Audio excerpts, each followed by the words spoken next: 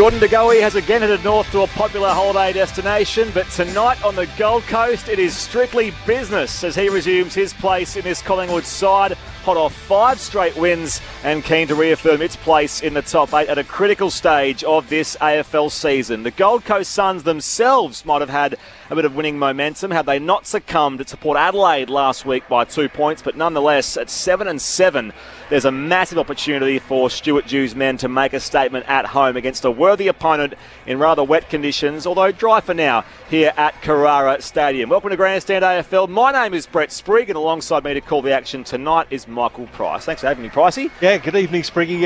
It's an exciting night here on the Gold Coast. The corporates have just made their way out from underneath, and the grandstand's starting to fill up, atmosphere just starting to build.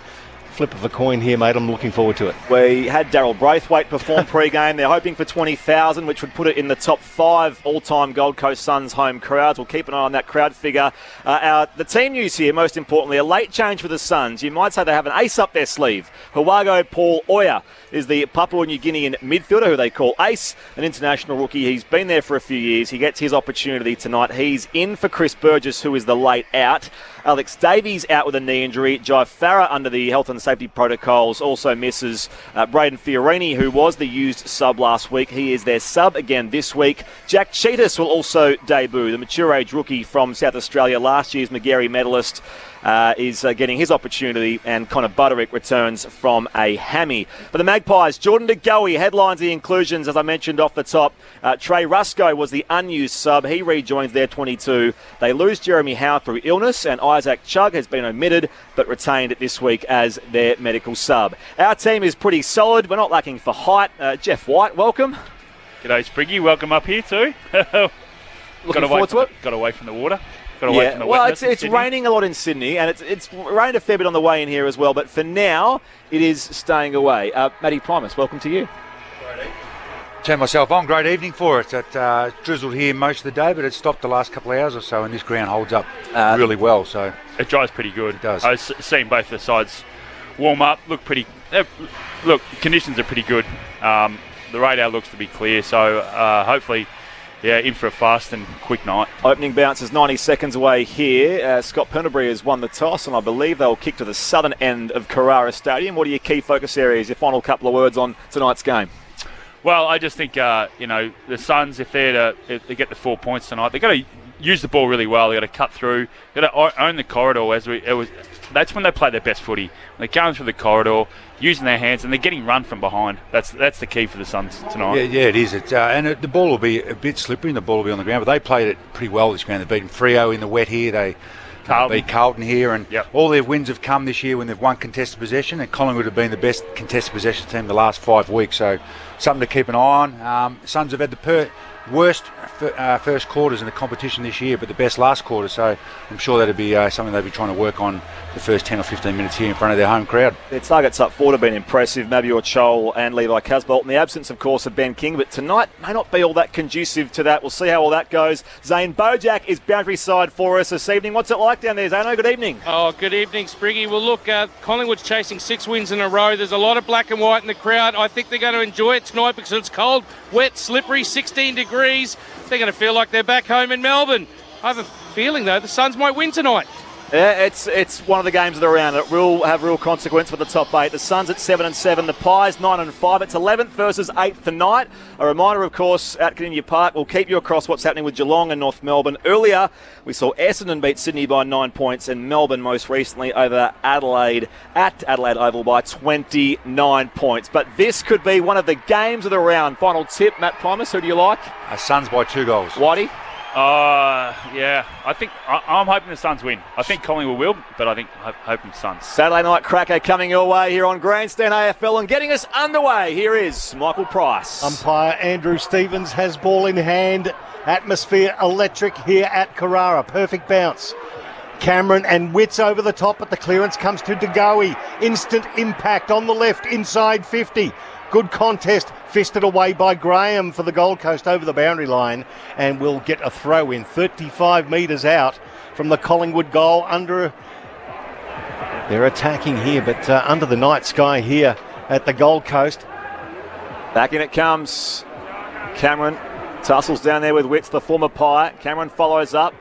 Can't get clean possession. Goes to ground. Rail merges with the football here. Just ricochets out to Noble. Can't trap it on the flank. Hacks it out of the air. And it goes inside forward 50. And it finds the chest of Oliver Henry, but will come back. And it did, in fact, go out over that boundary line. So a stoppage at left half forward for the Pies, attacking the southern end of Carrara Stadium here tonight. No score in the opening 60 seconds. So here comes the throw in. Umpire hoiks it over one-handed. Witts got it down. Instantly the ball attracts a crowd. Rao got the ball back to Jack Bowes. Off one step, kicks it to the logo on the wing. Quainer, he gathers the ball. Rankin gathers him. Takes him to ground, and the umpire says we'll ball it up. It's a slowish start to the game. Isaac Quainer's 50th game tonight, by the way. Rucks go at it again. Hacked out of the air by Sidebottom. They get some run going here. Crisp goes the fend. Gets the hand pass away. They go inside forward 50 through Hoskin Elliott, and it's chopped off though. Nice intercept mark taken by Graham. And they'll start again from fullback here, the Gold Coast Suns. A short chip pass to Noah Anderson. Yep, the number 2 draft pick next to his mate in Matt Rowell, who was number 1 in 2019. Rowell receives it now from Tuke Miller. Those three will be heavily involved in the midfield for the Gold Coast, have been so far this season. Long kick from Rowell to half forward. Casbolt got a little nudge in the back. Crowd wanted it. Front and square was Roses, towed it off the deck inside 50. It was Holman who tracked the ball to the boundary line. He got nudged over by Noble. The ball went with them. Throw in 15 metres out, left forward pocket. With a defence of Collingwood, that's where the Casbolt and Marvio Chol, it's going to be really important with that kick down the line. There's going to be times going to have to bail out the Suns. 2.5 played here, no score. Back in it comes. Cameron up in front here for the Pies. Witts follows up though. Hand pass, skids off the deck. Gathered here by Noble. Again, Miller goes in hard. Merging with the football, Casbolt, dispossessed. They try again. Full forward here for the Gold Coast Suns. Can they get something going? It's locked in. The umpire will ball it up. Yeah, I think to keep an eye on, both teams are the best and second best in the competition in intercepting the ball, and Graham marked an intercept there, so keep an eye on both teams, how they defend quick kicks. Umpire throws it up at the top of the goal square. Chance just missed for the Gold Coast. It's going to be rushed through by the Pies, one behind. So after nearly 3 minutes of the first term, one behind of the Gold Coast, Collingwood play on quickly. Darcy Moore, precise kick out beyond offensive 50, back with a flight side bottom, short kick up the line now. And again, Hoskin Elliott marks on the outer wing. They stream forward here in black and white jumpers. Fight out the hand pass again, Nick Dacos. Loopy ball over the top, still gets some run going. Dacos gets it back, goes inside forward 50, leading up and marking. Jamie Elliott takes a chest mark. 45 out, 45-degree angle.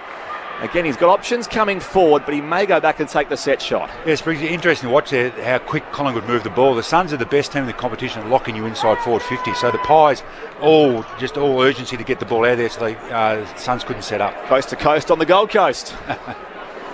The Magpies first up here. It's their first look through Jamie Elliott. First real opportunity tonight for either side.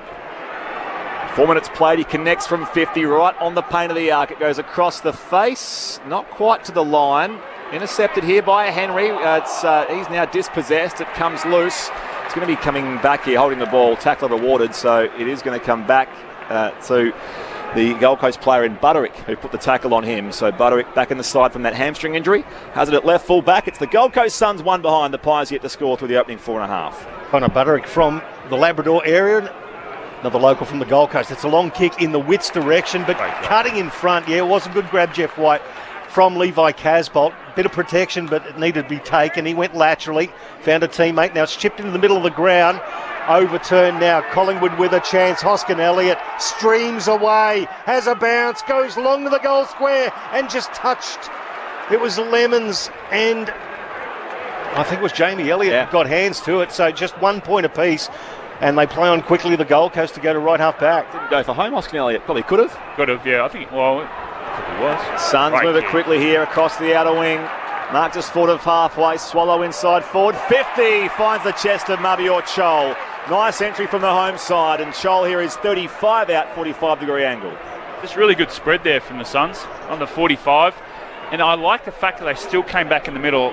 Casbolt kicked in the middle before. That bit of a turnover could have resulted in a goal, but I like that they're still persisting to go inside the middle. Mabior Chol, 3 goals, 3 last week against Port, including a Goal of the Year nomination as well. He's had 10 goals in 4 games. to say, he's certainly had a role to play up there with Levi Casbolt. Connects from 40, straight over the goal umpire's hat. The Suns have the first. 1-1-7 the home side. The Magpies, it's the one behind. We've travelled 6 minutes in the opening term here on Grandstand AFL. You called his form there, Spriggs. He's kicked, that's his 31st for the year. He'll be one of the pickups for the year. You know, playing a role and in and out of Rich's team. Obviously a very good team over the last 3 or 4 years, but geez, he's been a super target, not only on the lead, but as you mentioned, Whitey a couple of times in the air or pack marking, he brings the ball to ground, and his athleticism when the ball hits a deck, he turns into a little man very quickly. So, yeah, just a great pickup by the Suns, and he certainly held up his end of the bargain. Around the grounds, by the way, Geelong got the jump on North Melbourne. 2-1-13, the early scoreline there. North Melbourne yet to score. A reminder, you can hear that on the AFL app. Find our ABC Grandstand call there. We'll keep you across it, though, with regular score updates here. Big moment for the Gold Coast crowd. They were cheering as 2 debutants come onto the field in James Cheetahs and Huago Paul Oya. The clearance now with the Gold Coast. Comes out to Anderson. Ginnivan just misses him and the ball, though. Who was it that didn't? It was actually came in, got a free kick against it. Was Rao. Got dealt high by Lipinski at the base of the centre square. He chips it forward 10 metres, finds Anderson. It's just blocked up in front. Both teams have structured up very nicely defensively. So Ellis now receives it, and then he decides to go very long in the Chol direction. It was a 1-on-2, hard against the boundary line, and Chol took it over there where the 50-metre arc meets the boundary. We'll get a throw in. That's where they're down the line so important, Nick. I like that they're chipping it, the Suns, but then there's going to be a point where Collingwood will go one-on-one. They'll force you to go down the line. That's where it's important those big fellas bring it to ground. Voice of Jeff White on Grandstand AFL. This is ABC Sport. Back in it comes. Witts in front here. Clean tap down here for Rankin. Can't quite get it going in the pocket. Runs out of room. And we'll throw it back in again. You can keep your text coming, by the way. 0437 774 774. Another stoppage inside 50 here for the Gold Coast Suns. They lead by a goal. 4 tackles to 1 so far for the Gold Coast. The throw in, shallow, but comes off the hands of Witts. Rankin gathers, got stripped of the ball. Now Swallow. Kick to the top of the square. Chol and Casbolt at the back. Right mark. That's big Levi. He's got the bulk. But I tell you what, the Pies defence didn't have much chance there. Both Casbolt and Chol flying for it, but the big fella took the clunk. That's 2 contested marks already. Levi Casbolt, you mentioned that Chol's kicked 31 for the year.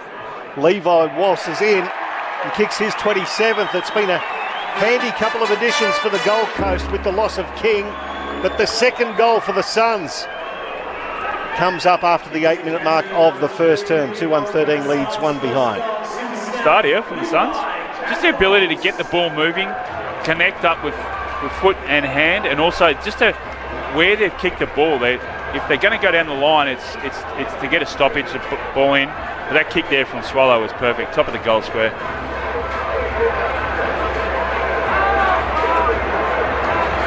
Meanwhile, Pinya Park, Geelong 2-2-14. North Melbourne yet to score. Same stage of play there. 9 minutes travelled. Yeah, great grab. And they're just working in tandem, both Levi Casbolt and Mario Chol at the moment. Rain staying away for now. Restart back in the middle. Up goes Cameron, opposed to Witts. First pair of hands still to Adams. In fact, he was shoved out there by Swallow. Umpire lets them play. Clearance goes the way of the Suns. Quain, although, traps it at half back. Floats the hand pass forward side bottom. Dummies the hand pass and now kicks up the line. On the bounce it arrives Lipinski. Dunked here in the big tackle of Oleg Markov. And the umpire says, give it to me. On the Narang River wing here at Carrara Stadium, where it's the Gold Coast Suns 2-1-13. The Pies are 1 behind. 10 go on opening term. They've started well, the Gold Coast at home. Umpire throws it up. Witts gets it down. Big crowd there too. Adams goes in. Explodes out of the pack, but then gets caught at the end. Free kick Gold Coast, and Took Miller plays on, takes advantage. Inside 50. Casbolt spoiled beautifully, but at front and square was Rankin. He fends off his opponent in Maynard. Difficult to do. Kicks it back to the Casbolt direction. Rove by Ainsworth. Here he is. Oya. First touch in footy, and it's a goal. Fairy tale. Away go Paul Oya. The first Papua New Guinean to come through to the development system. First touch. Oh, that is brilliant. Gold Coast 3-1-19. one behind to Collingwood. 18 points the margin, 10.5 gone first term. That's a moment, isn't it? That is a moment. Just the ability for them, the tools, make sure it didn't get outmarked. The Gold Coast Suns forwards, and just the crumbing. Rankin again, the handball, and a pretty classy finish, but you saw his speed. He was able to burst away there, size them up. Yep, great finish. Great moment for the young fella. Unbelievable.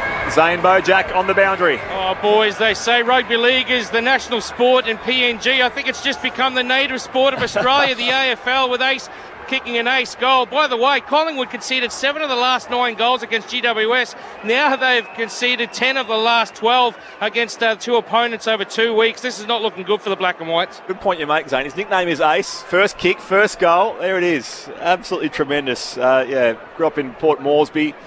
International scholarship with the Gold Coast Suns. He only found out this morning, Stuart Dew went to his house and said, mate, you're playing tonight. That was the late change, and here he is. Restart back in the middle. It's not going anywhere. The umpire will ball it up again. Yeah, some red lights in the Collingwood coach box. 4 inside 50s for 4 shots on goals. Down it comes. Clearance here will go the way of the Pies, and Josh Dacos brings it towards left half full, leading up Mycheck. Still a long way from home, 75 out. Wheels and goes now. Plays on. To Spears the pass inside 50. It was a little too deep, and the intercept was taken down there by Markov. It'll be either a mark or a chopping of the arms. Same result either way for the Gold Coast Suns. A ball at right full back, and it's they who lead by 18 points. So Markov to Lemons across the goal. Dances around Henry and then kicks long. Maynard just bodied out of it then by Cheetahs, and he'll win himself a free kick. Broden Maynard, very tough competitor, just forward to the centre wing in front of the interchange gates. Pies trailing by 18 points with 12 gone to the first term. Just about every player on the paddock in front of Maynard, in front of the halfway line. Left foot, kicks it long, looking for Cox. He missed it over the back. Henry, how about that? It just dropped into his bread basket there. I thought Cox had blown the chances for Collingwood. It was definitely aimed at him. That's the beauty of Cox, though. When he gets that run and jump at it, I mean, there's not many people that can stop him, but it just creates all that movement for Collingwood to get in those positions. Ollie Henry been very handy. 20 goals for the year. Comes in. He's got the first for Collingwood. 3-1-19 plays 1-1-7. 13 gone first term. Grandstand AFL, Michael Price, Brett Sprigg, our experts, Matthew Primus and Jeff White. Good energy already in this game, isn't it? It's great energy. Both teams are trying to play really quick. The Suns' speeds looks a little bit quicker than the Pies now, but what you said, Whitey, Cox goes with the ball, he draws 2 Suns defenders, and they got caught under the ball as much as Cox did too, with the beautiful sunglasses on there that you normally see in the daytime up in the coast. But a great man starting a fashion trend there, but beautiful kick inside 50 to put the Gold Coast defenders under the pressure. Yeah, that's right. The kick from Maynard was good. Get off his line, penetrating left foot. In a good spot too. It's not in a position where you could get like the Suns player or you could get a spoil on it, could have a rush behind it. It was in a really dangerous position. 14 on the opening term. So the Pies with their first through Ollie Henry. Margin 12 points the Suns' way. Back in the middle. Cox v. Witts, slapped away by Swallow. Clearance here goes the way of the Gold Coast Suns. Inside 50 they go. 2-on-2. Coming to make the contest, Maynard. Spalled out in open space. Off the chest of Degoe. Sharked here by the Suns. Hand pass comes to Rao. Off a step, goes high towards full forward and coming across Moore. Takes the intercept mark at fullback, and the Pies can go again through the corridor. A little too wide, but it's a nice slip catch taken by Trey Rusco. And the Pies go again. Here comes Noble under pressure, chip ball, and it is a good contest on the wing from Jamie Elliott. He brought the ball to ground, handball just in front of Dacos Josh to right half forward, fisted away from Degoe. Very nice players. Noah Anderson roves. Dangerous kick into the corridor. Quainer couldn't make the Gold Coast pay. And that kick from Ainsworth went into the backside of his teammate Ellis. Still it bounces into the Gold Coast hands. His Oyer. First touch in footy was a goal. Second one is a mark on the outer wing. Wheels and goes now. High ball inside. Forward 50. Needs a flyer. Casbolt goes up. Can't really in the mark. There's Cheetahs at ground level. The debutant. 1 of 2 tonight for the Gold Coast Suns. But it's locked in. And will ball up in the right forward pocket. Gold Coast attacking end. Scoreboard end. 3-1 plays 1-1. The Suns here by 12 points. 15 and a half gone. The umpire wastes no time. Cox uncontested in the ruck. Shares it down there with Moore. Cheetahs goes again here for the Suns. Can't paddle it out. Does so eventually now. They shy across the face of goal. It's a little too deep, and Murphy takes the intercept mark. They're trying to find Ainsworth. Murphy takes the mark at fullback. Well, that's not quite 15 metres. Umpire says it is. It's just a little pass into the left back pocket. It's Maynard. Typically long left foot kick in the direction of Cox. Big Mason takes it in front of Ballard. He wants to move forward quickly. Does it to Hoskin Elliott on the outer wing. He takes off quickly. He finds Myercheck. No, Myercheck makes a meal of it. Actually came off his toe in the end. At left half forward for Collingwood. We'll get a throw in. They're trailing by a couple of goals. While in Geelong, the Cats 3-3-21. The Kangaroos yet to score. Midway through the opening term there. Back in it comes at Carrara. Cox from behind on Witts. Down here, Chris bursts away, tumbles it towards full forward, now setting a task that Graham in defence gets back for the Gold Coast Suns. He was trying to find Adams on that entry. Kick now comes, was touched, so Rowell will pick it up and go beyond defensive 50. Now it's intercepted by Quainer, just sort of halfway on the outer edge of the square. Suns by 12 points, 17 gone opening term. He's on halfway, every player on the paddock in front of him. Isaac Quainer kicks it to 20 metres from the goal line. Fisted forward. Front and square was Henry. Couldn't pick it up. Tried to be towed off the deck by Swallow. Now enter Hoskin Elliott. He can't quite control it as he's tackled by Noah Anderson. The ball spills. Bowes in there for the Gold Coast. Gets it onto his boot. Up and down. Just outside defensive 50. Casbold enters the fray. It bounces off his big chest. Then Anderson roves it again. He tumbles it towards the outer wing. Beautifully tapped down by Noble into the hands of Murray, who got it down to Darcy Moore, who was tackled by several. Ball held up. A couple of the youngsters there in Oyer and Ainsworth held him up, and we'll get a ball up on the outer wing. Just great from both sides. The transition to defence from both sides is exceptional at the moment. Gold Coast by 12 points here. Lux wrestle here. Anderson tries to clear for the Suns. Ricocheted back now for Lipinski. Chris provides some assistance, and Subbottom runs out of room under pressure from Bowes. Well, Borden again on the outer side. Just sort of halfway, Collingwood's attacking end. It's the Suns 3-1-19. Collingwood 1-1-7. 18 gone here in the opening quarter. Umpire will hurl it over his back. Witts with Cox in front position. Witts still got it away. Tapped down by Anderson, straight into the arms of side bottom for Collingwood though. He tries to find Lipinski next to the boundary line. Lipinski did well to keep the ball in, then went for a pass. It was Henry. He get a free kick. It was a bit of a chop of the arms there from Caleb Graham. So Ollie Henry, goal kicker for the Pies, is going to receive the free kick just forward of centre wing on the outer side. He'll go long, inside 50. Big pack flies. Ballard tries the juggling effort. Collins picks it up off the deck. Handball indiscriminate. Ginnivan has a crack. And Ginnivan kicks a goal. He had a split second to deal with that. And a great little snap on the left. Pies with their second. 3-1-19 plays 2-1-13. 19 gone in the first term. I was watching that really closely when inside forward 50. Just the way he positioned himself. He doesn't need much room for him to get any angle. And, yeah, just positioned himself really, really well. Ballard will be disappointed with that drop mark there. I think him and Collins are the best two duo in the comp at intercepting the ball and dropped a sitter there. And this guy is dangerous, isn't he, around goal? His goal sense is great. It's a few last time they met as well, Jack Ginnivan. 3 goals, 1 when they met back in round 7. That was a week after his Rising Star nomination. He's a polarising figure in the game, isn't he? He loves it though, doesn't he? There should be more personalities like it in the game. I don't mind it. No arguments here. Suns by 6 points. Approaching time on here in the opening term. In Lockyer Park, Geelong 3-4-22. North Melbourne yet to score. You'll find a full call of that on the AFL app. Just look for the ABC worm. Chris wrapped up by Miller. The umpire said, surely no will board up. Didn't have prior. Hanging on for an eternity that time. Took Miller on Jack Crisp. Umpire wastes no time. Cameron up against Witts. Again, down here, Hoskin Elliott dispossessed. Holman's hand pass picked off by Nick Dacos. Floats it further afield here. Lipinski is unmarked. Back edge of the square. Has some space to move. Fires out the hand pass to Jack Crisp. He draws the man. Finds Adams inside 50 by hand. He can kick up the line. Ginnivan takes the mark. Just up above the boundary line. The umpire has paid it. Not far from where he kicked that last goal on the run a moment ago. We'll have a set shot here, Jack Ginnivan. from deep in the left forward pocket.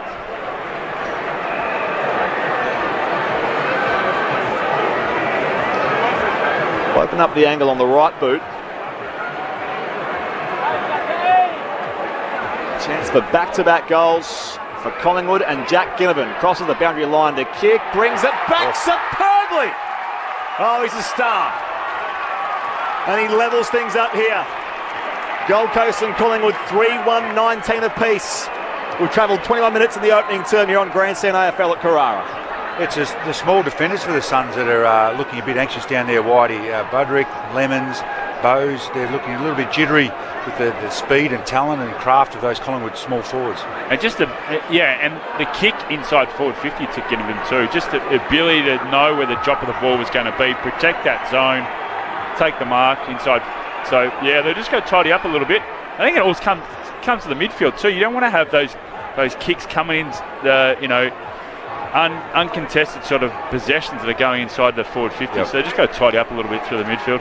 Nice little bit of byplay between Connor Budrick and Jack Ginnivan in the goal square. He does bring some different heat to the game. Back into the middle, clearance Collingwood. DeGoey straight onto the boot. Off the fist of the Gold Coast, it goes back outside 50. Tuke Miller can't pick it up. Pendlebury comes in. So does Matt Rowell for the Gold Coast. He overruns it. Now Caleb Graham, who's doing a little bit of ruck work as well, toes it forward. Chol puts on the electric speed, got the handball away. Then he got held. After he got the handball away, the umpire had whistled straight away. The crowd will love it. Oh, hang on. We are at a Gold Coast venue, but I'm hearing the boos. It's the Collingwood crowd. They just bring their own. Don't worry about that. Home game here for the Gold Coast at Carrara. And that decision roundly booed around the stadium. Mab Chol right in front of the grandstand commentary box. Laconic left foot looking for Levi. Off hands, it was roved by Murphy. He was buffeted off the ball, hacked forward for the Pies, and now they're going to load up again the Gold Coast. Chol slaps it back here, back inside 50 through Flanders on the bounce, and dumped here is Roses, I beg your pardon, and the umpire said it was out of bounds first, so we'll throw it back in. 40 around from that left behind post at Gold Coast's attacking end. And the Magpie Army have a vast footprint, don't they, wherever they go. 3-1-19 apiece here. Back in it comes. 23 gone to the opening term. Up in front, Darcy Cameron. They can work it beyond defensive 50 through Pendlebury. A neat kick up the line. Tumbling here, Jamie Elliott. In fact, it was Dacos. That nice, well-weighted pass to find Elliott. Elliott marks it right half back. Into the Roos. Up the commentary side. 2-on-2. A little too deep for Mason Cox. At the drop. Merging with the football. Hand pass was fired out by Holman. Work to do here for Roses. Paddles it to advantage, but he runs out of room. We'll throw it back in and in front of us. Between wing and half forward, Gold Coast attacking half of the ground. 3-1 apiece here. 24 gone to the opening term. Meanwhile, Geelong, Kane Turner's just knocked himself out, unfortunately, for Kangas fans. They get to score. Geelong 3-4-22. Umpire throws it in right in front of the ABC grandstand commentary box, and off the ruckman's hands it goes to Tuke Miller, who hooks it straight back at us. Out of bounds on the full. Will be a free kick to Collingwood, right half back. It'll go to Steele side bottom.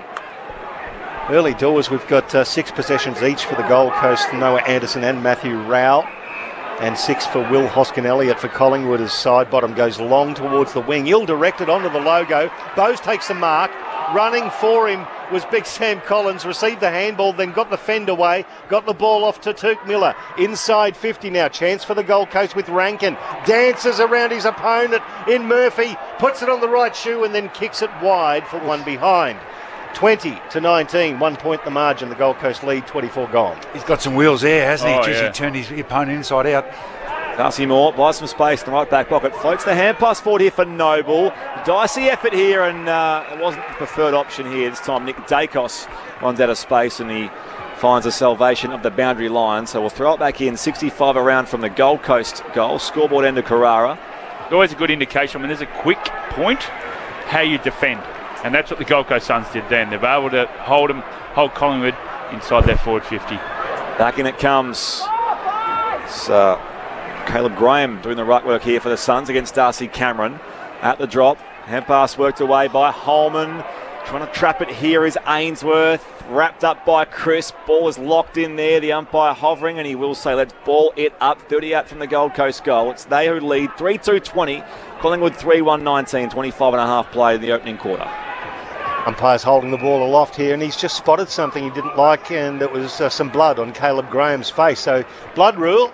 So the fill-in ruckman is going to saunter off, and while he's doing that, there's going to be a raft of changes go with him. So you see young Oyer come off the field as well. He'll be replaced, and Jared Witts comes on for Caleb Graham. So that's a win for the Gold Coast with the stoppage in the left forward pocket, Jeff White. Yeah, well, Marbio Chol, so line him up in the forward line there for him.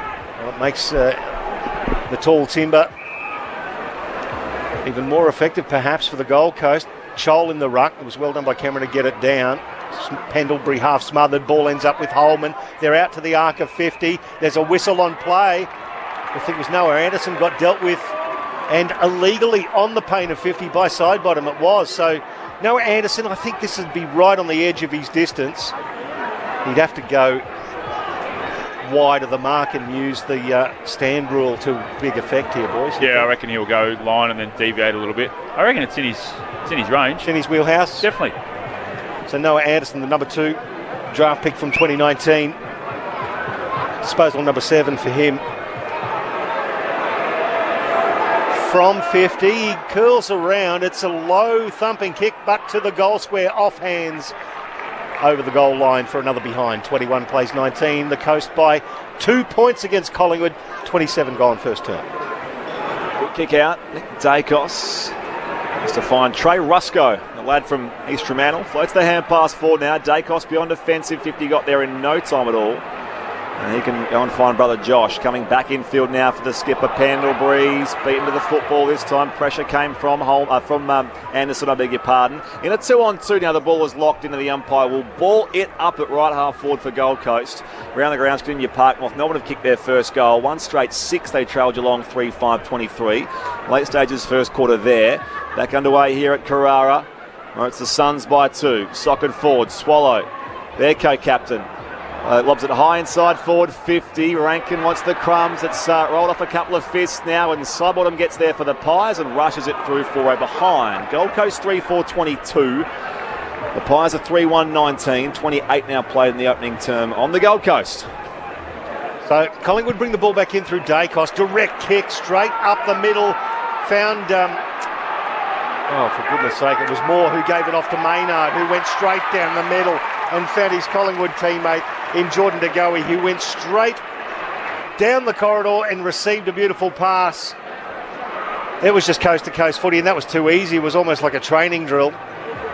Just over the back, that you get that spread over the back. It's where good foot skills come into play. Great kick from the half-back line. And the ability to take the space in front of him as well from Maynard. Taylor Adams, actually, who took the ball 30 metres out directly in front. And he hits the post, sucked the air out of the stadium there for a moment. It looked good, but then hit the post 2/3 of the way up. 22 plays 20. It's a 2-point margin, the Gold Coast lead. Buderick, kick out duties. Looks at the right-hand side of the paddock. Comes left, commentary side, beyond defensive 50, big roost beyond the arc. Out the back here is John Noble, traps it for the Pies, goes back inside, forward 50, Elliott. What separation. And he takes a simple chest mark, 30 out on the angle in the right forward pocket.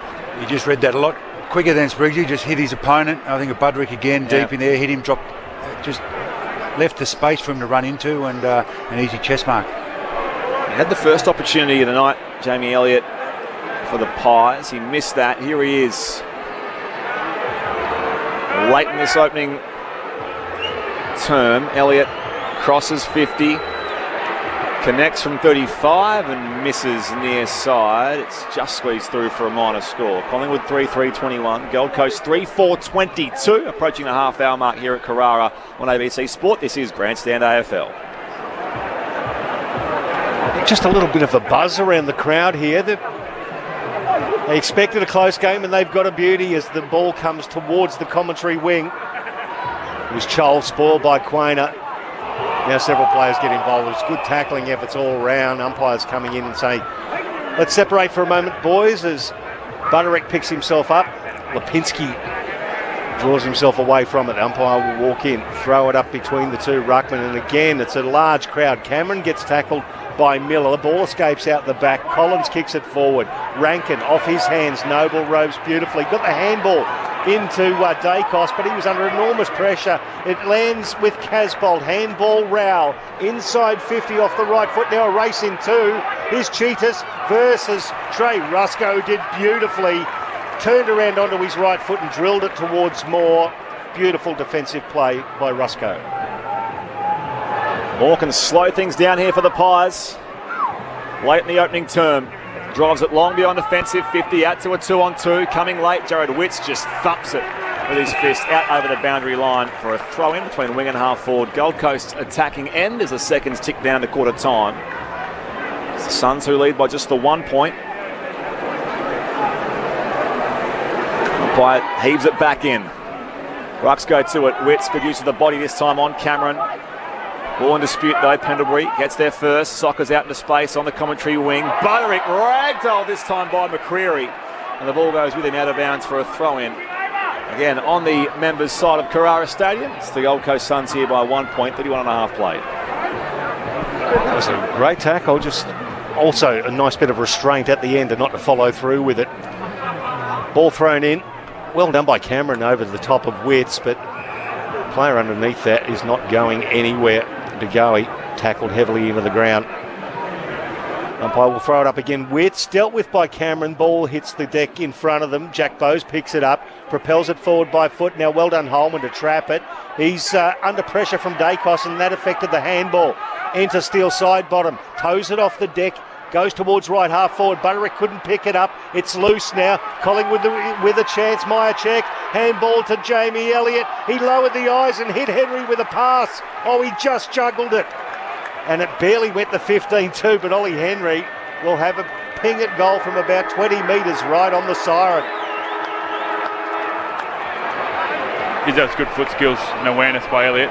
He was actually going onto his left foot, so he needed to do the little chip kick. So Ollie Henry has been a big pickup for them, for Collingwood. 19-year-old, he's already got one. Just put a bit of pressure on him and the crowd enjoyed that as he missed. So it's all tied up at quarter time. 3-4-22 apiece here at Carrara. How far do you reckon that kick travelled? At 25 metres, if that. Wasn't the best, was it? For the Pies, Jack Ginnivan has two. Ollie Henry does still only have one. He had his second attempt a short time ago and missed. So that's their goal kickers for the Gold Coast Suns. One each to Chol, to Casbolt, and to one of our two debutants tonight, Huago Paul Oya, the Papua New Guinean. What a moment that was for his first kick and first goal in AFL footy, the late inclusion tonight. Scores level 3-4, 22 apiece. Quarter time at Carrara on ABC Radio, ABC Sport Digital and News Radio. This is Grandstand AFL. New from ABC Digital and DVD. From the makers of Line of Duty comes a thrilling new crime series, Trigger Point. X1, what's your location? As terrorists threaten London, You need to hurry! 30 seconds. an elite bomb squad risk their lives to counter the attacks. They know call-out times, how we think, how we move, everything. Realise the bombers could be here, watching every move we make. Trigger Point, out now on digital and DVD. For details, visit abc.net.au/shop. The 2022 AFL Premiership season. Grandstand AFL on ABC Radio and ABC Sport Digital. Suns move it quickly here across the outer wing. Mark just forward of halfway. Swallow inside forward. 50 finds the chest of Mabior Chol. Connects from 40. Straight over the goal umpire's hat. The Suns have the first. Rode by Ainsworth. Here he is. Oya. First touch in footy. And it's a goal. Fairy tale. Away go Paul Oya, the first Papua New Guinean to come through the development system.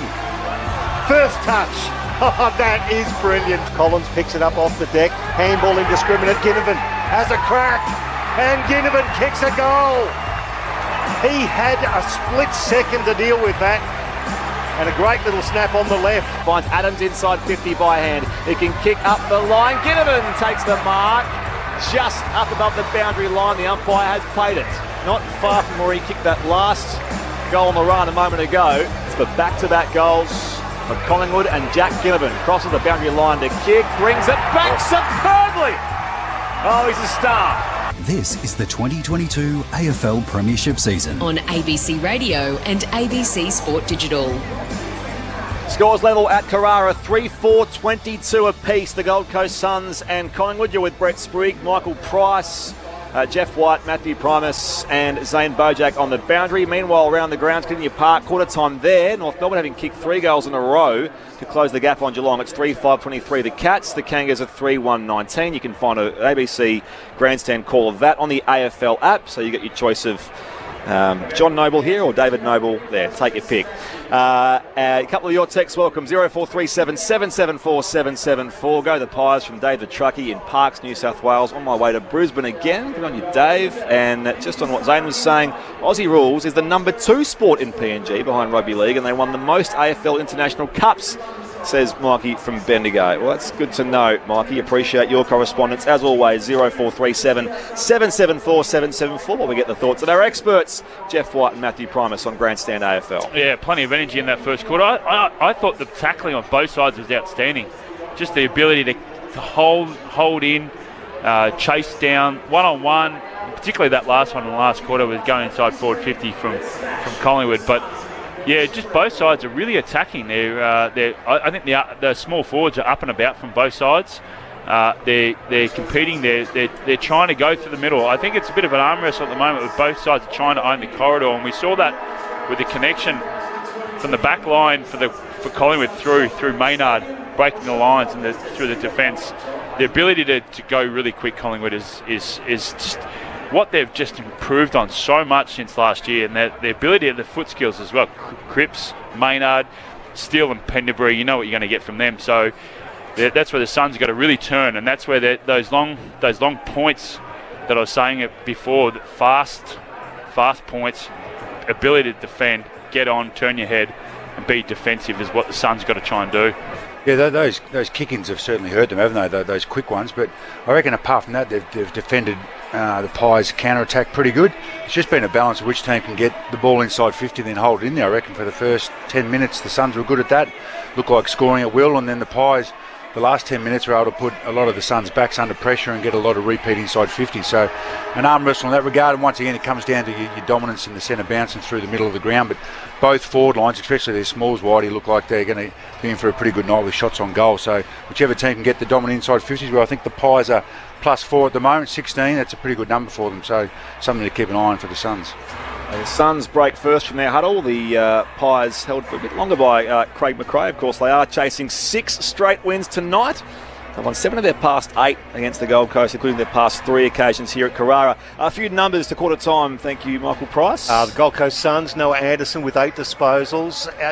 Holman and Rao with 7 apiece, and Bose Swallow with 6 apiece. Now at Collingwood, Nick Dacos 8, Steele Sidebottom 7. But having a look at the general stats, the disposals are basically the same, with the Gold Coast +2. Contested possessions, the Gold Coast are +7.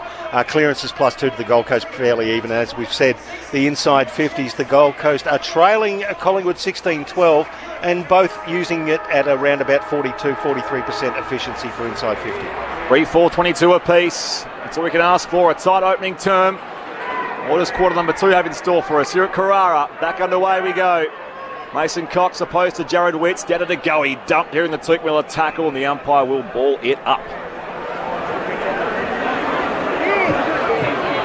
The spotlight on Jordan DeGoey. Even the past few weeks, Rowell will clear here for the Suns. Wobbly ball inside forward 50. Casbolt in the contest with Moore, but Moore gets separation. Good use of the body. Flares it wide here. Wastes no time to Josh Dacos. Draws the man forward. Kicks over the top here. Gets it back from Hoskin Elliott. Now goes to find his brother Nick. He kicks up the line towards half forward. Jamie Elliott up in front of Lemons. They chase it to the boundary line, and we will throw it back in. 65 around from Collingwood's attacking goal at the scoreboard end of Carrara, where it's still 3-4, 22 apiece. Early stages, second term. Saw the Collingwood backs in mark the ball, the first intercept from one of their tools in Moore, and how quickly they rebounded. Something the Suns got to be aware of. Throw in at right half forward. Mason Cox in the front position, but it's taken by Miller. Just hoiks it back to Markov from a standing start. He kicks it to the wing well. Done by Roses, who gathered and shot a handball into the path of Ainsworth. Quainer worried him off it, but it bounced awkwardly. Now Rankin enters the fray, picks it up, kicks it inside 50, good vision. Oh, but Levi Casbolt actually bumped Ellis off the ball. They mucked it up between them. Collingwood exit now. Side bottom gives it to Pendlebury. How's that for experience? Pendlebury tumbles it to the commentary wing. Myercheck taps it down. It's with Miller. Gold Coast have taken it away now. Markov will escape the clutches of De Goey. Kick though, a little untidy.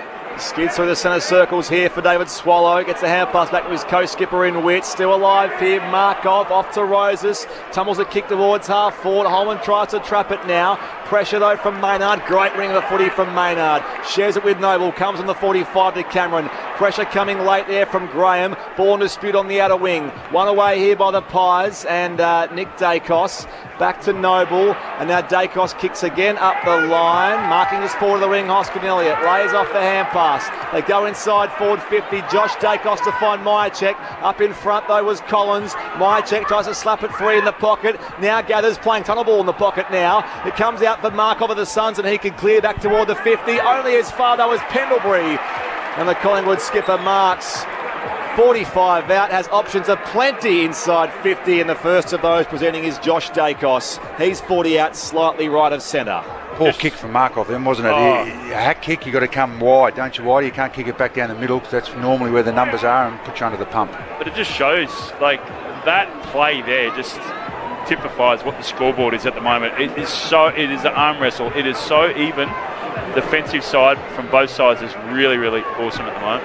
No change to our quarter time score. Josh Dacos can change that. He connects from 45 right to the line all the way. And the Pies go back ahead. Josh Dacos joins the party.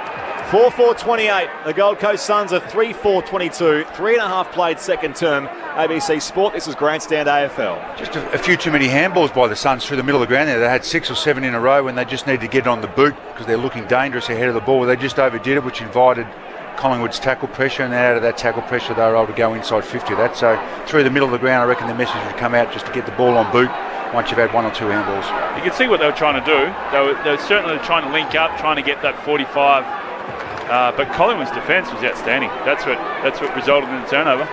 And Nick Dacos, 11 disposals so far. He's operating at 100% kicking efficiency. Hard to get any better than that. Pies by a goal. Crowd fizzing at Carrara. Umpire with a good bounce. Mason Cox gets it down now to Anderson for the Gold Coast, who gives it to Rowell. He kicks it to right half forward. Quainer did beautifully.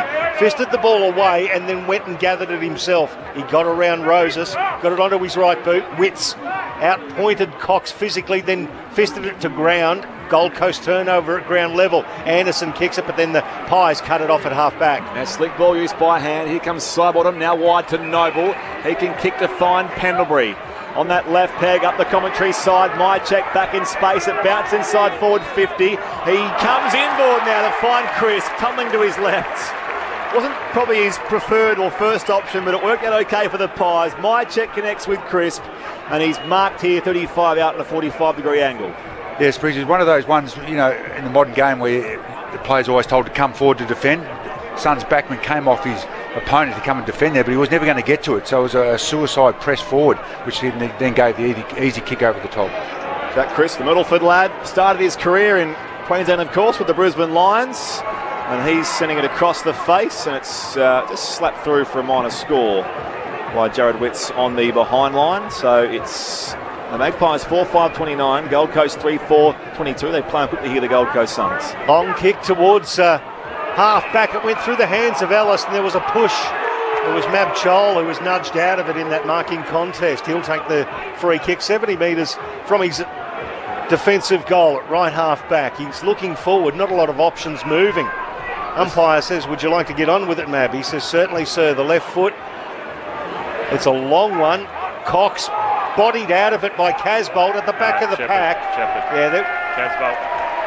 So that was the block in the air there. I called him bodied out of it, but do you think that's fair enough as a block there, Whitey and Matt? Well, he didn't put his hands up, so it looks easier for the umpire to make the decision. The newly minted Australian citizen, Mason Cox, comes back inside defensive 50. Dicey kick from Murphy, tries to find Maynard. Coming late, Swallow makes the contest. Maynard parries it back out here for the Pies. Murphy shrugs his way out of a tackle, hand pass out in space, finds the boundary line. The umpire's going to say, let's throw it back in. You can hear the rise of the crowd chasing deliberate, not to be. It's a 4:50 stoppage here for the Suns at the southern end of Carrara Stadium, where it's the Pies, though, who lead by 7 points. 7 gone second term. Oh, yeah, you'd be hard-pressed to pay that, wouldn't you? Throw in, Cox versus Witts. Cox got there first, couldn't drag it in. Butterick got the handball away, and it's Pendlebury dragging his opponent over the line, and we'll get another throw in. 15 metres out from the point post at left forward pocket for the Coast. Every player on the paddock forward of halfway. Umpire's very dramatic down there. The boundary umpire holds on to it for a while. It's a shallow throw in. Roving Took Miller tackle as he kicks it forward. Rankin can't quite get there. It tumbles through for a behind. They're looking dangerous, those forward stoppages. They're opening up the front door, and they've had a few shots on goal. That disposal wasn't dangerous from Maynard. He opted to dummy the kick and then go by hand, and the hand pass went wide. None of his teammates could see it coming, and it goes out of bounds for a throw-in. There's that fast point. When they get a fast point, Collingwood want to go fast to bring it in. That's really good defence by the Suns again. Magpies by 6. Back in it comes. Mason Cox up in front, bursting through Took Miller. Witts tries to slap boot to ball. A clean bowled side bottom. Worked forward here by Rankin, went straight up in the air though. Knocked away by Pendlebury, still alive here. It's just spiked back away here by Anderson. Only pair of hands to it though is Josh Dacos. Works a hand pass out. Lipinski up the boundary line now. He kicks beyond defensive 50. Contest there. Graham against Cameron. Loose man here is Butterick. Again, he's just ragdolled by McCrew. Not for the first time tonight. And he goes out of bounds for a throw-in between wing and half forward. Gold Coast attacking half of the ground. It's the Suns 3-5, the Magpies 4-5, 8.5 gone second term here at Carrara. Yes, they are liking the size of Connor Butterick to throw him around, I think. Another shallow throw-in. Witts gets it down. McCreary can't control it for the Pies. DeGoey comes in, tries to shrug off a tackle. It does so, gets the handball away. Lipinski to the run of Crisp to the 50. Cameron to Adams. Adams lowers the eyes. Does he hit the target? He does. Myercheck in the goal square. Could have had a ping at goal. Was it a pass? Myercheck. He went to play on. A metre and a half from goal. Myercheck went to play on, smothered through for a behind. That is the chance. Absolutely murdered. 30 placed 23, 7 points the margin. Should have been greater. That's pressure. The atmosphere is lifting here on the Gold Coast. They go beyond defensive 50. The Suns. Someone was put down in back play. Cameron, that time by Ellis. Fair size differential. Cameron gets it back though for the Pies. Tumbles it inside forward 50. Going up, Ollie Henry needs an option by hand. Slung on the tackle and it goes out of bounds for a throw in. Ginnivan tries to keep it alive but nothing doing. Stoppage inside 50 here for the Pies. They lead by 7. Around the grounds in Geelong. The Cats are 5-6, 36. North Melbourne 4-1, 25. Midway through the second term there. Aaron Hall, by the way, subbed out in the first term with a quad injury. So that is, speaking of players with some relevance in this part of the world, the former Sun himself. Back in it comes here. Magpies by 7 points. Took Miller cleverly in the tackle, just gets a kick away beyond defensive 50. Sidebottom though, just chops the hand pass back inboard. Nick Dacos evades a tackle, spirals it back inside forward 50. Ginnivan! What a kick! And Ginnivan was positioned so well. Takes a clean mark, 35 out, angle slightly better than 45 degrees. On the yap again, he's giving the young fella a bit of a bath down there, one-on-ones. But just the ability to see where the ball is going to land and create that space. Look at his kick he's doing here. He's not even a traditional runner. Going to go the Irish style here, open up the angle from 40 out. Fans hate this, but he gives himself room to kick on the inside of the boot. Brings it back for goal number 3. Jack Ginnivan sparks the Pies again, and they're out to a game-high 13-point lead. 5-6 plays 3-5, 11 gone second quarter here on Grandstand AFL. Just a wonderful position of the body to get Butterick out of the way, to know where to land of the ball. I think this is where the Suns, no disrespect to Butterick, I think sometimes as a leadership group down the back line, I reckon Lemon should go on to Ginnivan. just make a change. Just put a bit. At the moment, Ginnivan's going, hey, I've got you. I've kicked 3 goals on you. He'll go the yap. He's gone straight over to him now. They're wrestling to each other. I tell you what, if he draws a free kick, he can't be criticised because he's just gone up and yapped to the guy, and the guy's just knocked him flat in his back. Yeah. So this is where I reckon you make a bit of a change to the Suns. You go Lemons back. You get Lemons on him, just to change it up a little bit. Well, Lemons is their best shutdown defender. He is. So that's why the change should be made. Yeah. Well, I suppose, as Muhammad Ali once said, I can say what I want because I've got the talent to back it up. Ball bounced in the middle. Collingwood with another chance here. It's cut off by the Gold Coast. David Swallow tumble it towards half forward. Quainer. Oh, could have been paid a double grabbing mark, but it came off hands and it came back to Flanders. Kicks it to the top of the square. Bodies fall down. Crowd want free kick. Mab Chol overruns it. Maynard survives for Collingwood. Handball out to Dacos. Josh, who tries to measure a sizzling pass to Henry. It went as a worm-burning pass over half back in front of him. We get a throw in. Boy, oh boy, the pace of this game has lifted to frenetic. Magpies by 13. 5-6 plays 3-5. It's their biggest lead of the game. I should mention Gold Coast did lead by 18 points midway through the opening term, the first 3 goals of the game. Back in it comes. Witts down only as far as Josh Dacos. Out in space on the outer wing. Towed forward by Jamie Elliott. Butterick out to meet the football now. Pressure from Hoskin Elliott. In fact, it was Myercheck.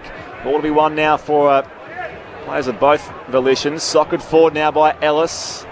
Skids its way to half forward. Rusco goes again here for the Pies. Miller puts a tackle here and the umpire will ball it up. Underneath all of that, handing the ball back to the umpire, it will be Taylor Adams.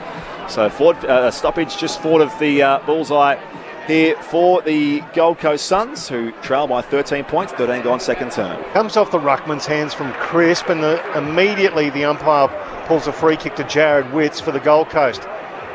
He's got runners and he ignores them, lopes forward. It's a low left foot kick to Casbolt. It was actually a beautiful pass, went through his hands. Kaz Bolton came out front and square for Anderson. Looping handball to Miller, who's tackled by Adams. He lets loose the ball. Henry from centre half back tumbles it. It's a 2-on-1. Ginnivan gets involved. Collins approaches, gathers ball, and they should be away here through Butterick. Great pass and finds his teammate in Oleg Markov. No, it's Cheetahs, sorry. Cheetahs works it forward now. Lemons kicks for distance up inside forward 50. Chol Casbolt back with the flight, but the black and white jumper's there in the fence and Cameron takes the intercept at left full back for the Magpies. They lead by 13. Roughly halfway through this second term at Carrara. Short kick to find Rusco. Done well here to slow them down. The Suns defenders and mids. Fast-paced game, as we've noted. Beyond defensive 50 here. Witts trying to get some separation down there on Ollie Henry. Ball to be won now. Henry parries it with advantage here for Adams. Under pressure, coughs it up. In goes Sidebottom. Underground hand pass back to Pendlebury. Again, those premiership teammates combine. Up the line they come. Myercheck back with the flight. Out to meet the footy though. Great defensive work by Butterick. Wins the footy in front of Elliott. Hand pass out to a teammate now. Swallow can clear. Back to the wing, but the mark is taken again by Darcy Cameron. And the Pies can start again from the commentary wing. Yeah, Butterick did well there to chance his arm and left his man. He had to go, didn't he? He had to make an impact. Well, if he didn't, Ginnivan was out the back. Ginnivan was into it forward line by himself. Collingwood now with Braden Maynard with the ball in front of the interchange gates and things being held up again. Umpire says move it along, so he does. It's a long left footer towards half forward. Cameron the target, fisted away by Collins. Broke open the contest over the boundary line. We'll get a throw in left half forward. Collingwood just look like they're developing the ascendancy here. They've got plus 20 in the disposals, just gathering the ball a lot more. Loving the work of Darcy Cameron too. You think when Grundy comes back how much experience he's going to have. Voice of Jeff White, Matt Primus on Grandstand AFL. Magpies by 13 here. Speaking of 13, there's Taylor Adams. Knocked out though only as far as the Gold Coast Suns. And dispossessed down there was Bowes. Goes back inside 50 here for the Magpies. At the drop, McCreary. In goes Crisp. Shrugs the Markov tackle. Hand pass out. Only finds Butterick. He can try to clear. Tumbles a kick beyond defensive 50. Having work to do here, Roses. Lays off their hand pass. Great positioning here. Ainsworth gets some run going. Sends a kick inside forward 50. Chol is outnumbered but it doesn't bother him. He clunks it 45 out. Plays on now beyond 50. Goes towards the top of the goal square, and it's, again, more black and white jumpers back there. Murphy knocks it through for a rush behind. The Suns 3-6-24, Collingwood 5-6-36. 16 minutes gone in this second term on Grandstand AFL. Once again, Collingwood pull the trigger quickly from fullback when a point scored. Noble with the 1-2 handball out to Dacos, out to halfback, out to Murphy. Long kick down the outer wing. Bowes at the back position. That's a good, strong mark. Is that Henry in front? Gee, that's a good mark. Good hands from Ollie Henry. Lateral kick into the centre square. Oh, Darcy Cameron got rid of his man there in Ainsworth quite easily, but he was 2 foot taller. That was a little easier. He comes across the field to Noble. Noble to the run of Rusco. He takes the ball 45 out, 45-degree angle to the left, and this is in his wheelhouse. This is what I've really admired with Collingwood. Watched him a few times this year. The ability to run from behind. That passage is there. Switch it back in the middle. Great mark by Darcy Cameron, but the ability for those half-back flankers to run and create space for one another. It's outstanding footy. So Rusco from East Fremantle, take number 55 in the 2019 draft. Only his second game of the year. Right from the paint of 50, strikes it nicely, but he's hooked it to the left. One behind results, 37 plays 24. It's now 13 points the margin, 17 gone second quarter. Grandstand AFL, Gold Coast play on quickly. Butterick with the kick out. And some space. Flanders, who was felled by McCreary. Either way, the mark is taken by Cheetahs, so Gold Coast keep possession from the commentary side wing. Up to a 2-on-3. Chol takes the chest mark, 55 out. Free kick. Wheels around now. It's going to be a free kick for a block going Collingwood's way. The Suns forward just took his eyes off and blocked Moore, who's just trying to intercept the ball the whole time, and they got a bit too conscious of him then. May even be Murphy who's got the free kick here for the Pies. Round the grounds in Geelong, the Cats 7-6-48, North Melbourne 4-1-25, so 23 points the margin there the home side's way. To Zane Bojack shortly. Noble here for the Pies. Brings it back on the 45 for Elliott. Second bite. Claims the mark. Works it off by hand to Adams. He can spread it wide now towards the opposite flank. Hoskin Elliott outnumbered though. Making the contest. Couple of teammates of the Suns spoil each other. Mychek gets back in space. And the entry is neat from Ginnivan. Mychek takes the chest mark. 40 out. 45-degree angle. An opportunity here again for the Pies, who lead by 13 points. Zane Bojack on the boundary. Yeah, Jordan De Goey is an interested spectator here at the moment. He's been on the bench for a long time in the second quarter, and he keeps wanting to get up and get on the game, but so far he hasn't been rewarded by flight. He had the first touch in the game, Jordan De Goey. There was a chorus of boos. I fancy there are probably plenty of Collingwood fans who are here to certainly support him as well, given the tumultuous couple of weeks. Mychek lines up the kick, and it's missing to the far side for a minor score. So Wayward here, the Pies. 5-8-38. The Gold Coast Suns 3-6-24. About to hit time on here in the second quarter on Grandstand AFL from Carrara. Still 2 goals, 4-1 behind for the quarter in favour of Collingwood. It's Ballard has it at right half back for the Gold Coast. He's where the 50 intersects the boundary. Comes along the commentary wing. Chol was held back. Ball fisted away. Flanders roves nicely. Chips forward to right half forward, and that's Moore who comes over the top and belts it away from Casbolt over the boundary for a throw in. It was a good win there by the Suns though, because they were outnumbered. Casbolt was 1-on-3, so to get it to the ground and get a stop play was a win for him. Collingwood now plus 24 in disposals. Back in it comes. Cameron snatches it out of the ruck. Hurries it out to the wing. Crashing the pack. Henry at the drop though. Graham for the Suns just sends it back from whence it came. Out to the one-on-one. Holman tries to come in from behind on Darcy Cameron. Comes back now to the wing. Mychek follows up. Gathers at ground level. Now just kicks on the half volley for Adams. Get away though from Holman. Great tackle, the umpire says, holding the ball. So from the logo commentary side, the Suns can start their on again. They trail by 14 points. Comes wide to Flanders. Draws the player. Now Markov off a step. Tumbles it high inside forward 50. Quaynor, the loose man, floats across the pack and takes the mark in the left back pocket. Collingwood keeps a 14-point lead here. 21 gone the second term. Hasn't he developed as a defender, Isaac Quaynor? Yeah, he's a beauty, isn't he? He's got some skills. uses the right foot this time to kick to the commentary wing. Cameron, fisted away by Collins yet again. But it's going to win out for Collingwood. Here's Maynard under pressure from Holman. Kicks it to a 3-on-1. Gold Coast have to win that. They had the advantage. Caleb Graham fists it forward. Side bottom in the way. And he's tackled. Oh, he actually shrugged Holman off and kept going. I was about to say, when you're tackled by Nick Holman, you stay tackled. But not then. Quainer, he's at half back. He turns the ball over. Oya, handball Rankin. Rankin! Oh, my goodness! Isaac Rankin. There's the X factor. 5-8-38 plays 4-6-30. What a special goal. 8 points the margin. 22 gone. Second term grandstand AFL. Well, a goal out of nothing, really. The Pies they're in control of that ball. Side bottom thought he was going to go out of bounds and then was able to get out of the tackle. But just once again, overuse of a bit of a handball by the Pies. The Suns' pressure forced them backwards and backwards and backwards, and then an outstanding finish from a really classy small forward. He had no room to move. Heading towards the boundary line. Yeah, outstanding finish. It's a bit of the way this round's gone with teams that have been inaccurate or haven't taken their chances inside forward 50. The Bulldogs Thursday night against Brizzy, Sydney today, Carlton last night. The Collingwood have dominated this quarter with shots on goals and inside 50s, but haven't hit it enough on the scoreboard. I think the difference too is that Collingwood's ability to win, to get that intercept marks on a half back line. The Suns are trying to punch it. They've got to take possession. Got to mark it. Collingwood by 8. Back in the middle, Miller was put down here in the Degoe tackle. Got the kick away. They on the bounce for Ellis. Hand pass out to no one in particular. Sockered forward by McCreary. He's almost missed it completely. Chasing the footy side bottom. Getting there first though, Bowes for the Suns. And his hand pass goes out of bounds. And the umpire will throw it back in. So a stoppage on the wing.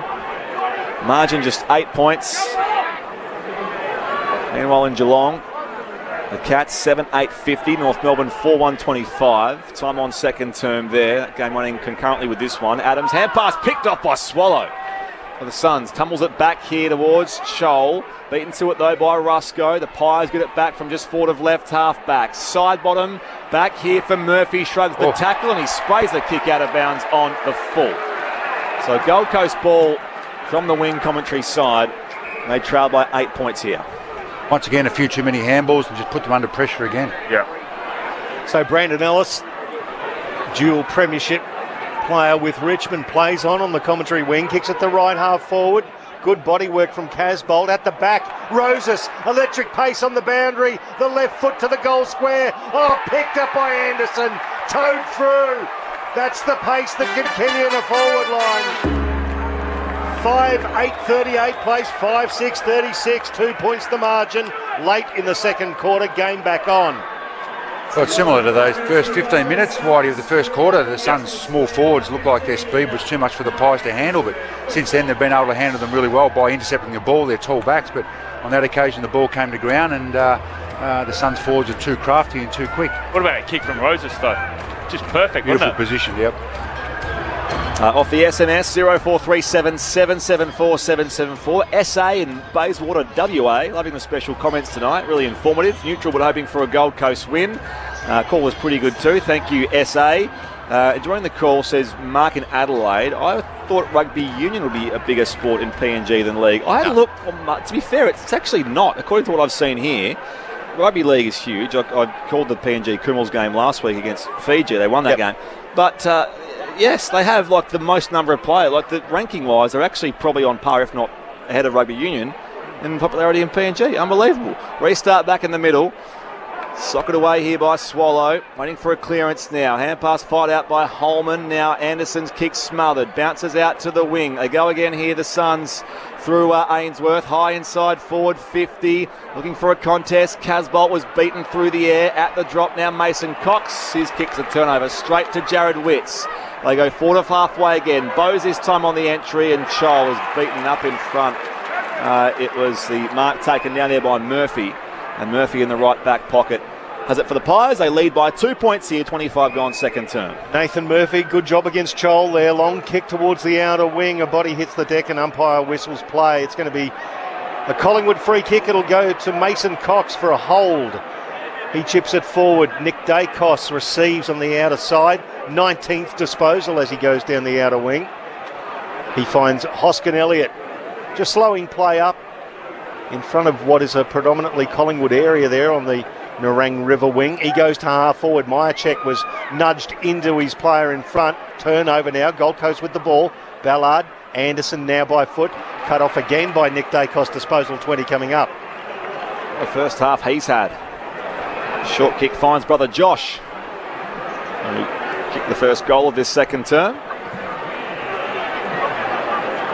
Call to play on now.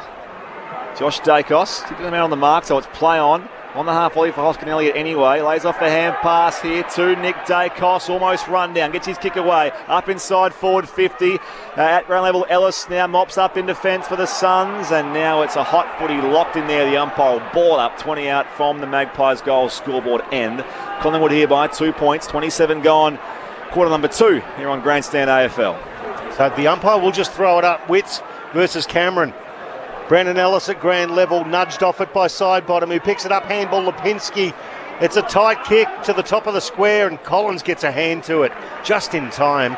Took it over the boundary line. It'll be a throw-in the right forward pocket for Collingwood. They lead by a couple of points. Got about a minute and a half to go of this quarter. It's been a good one so far.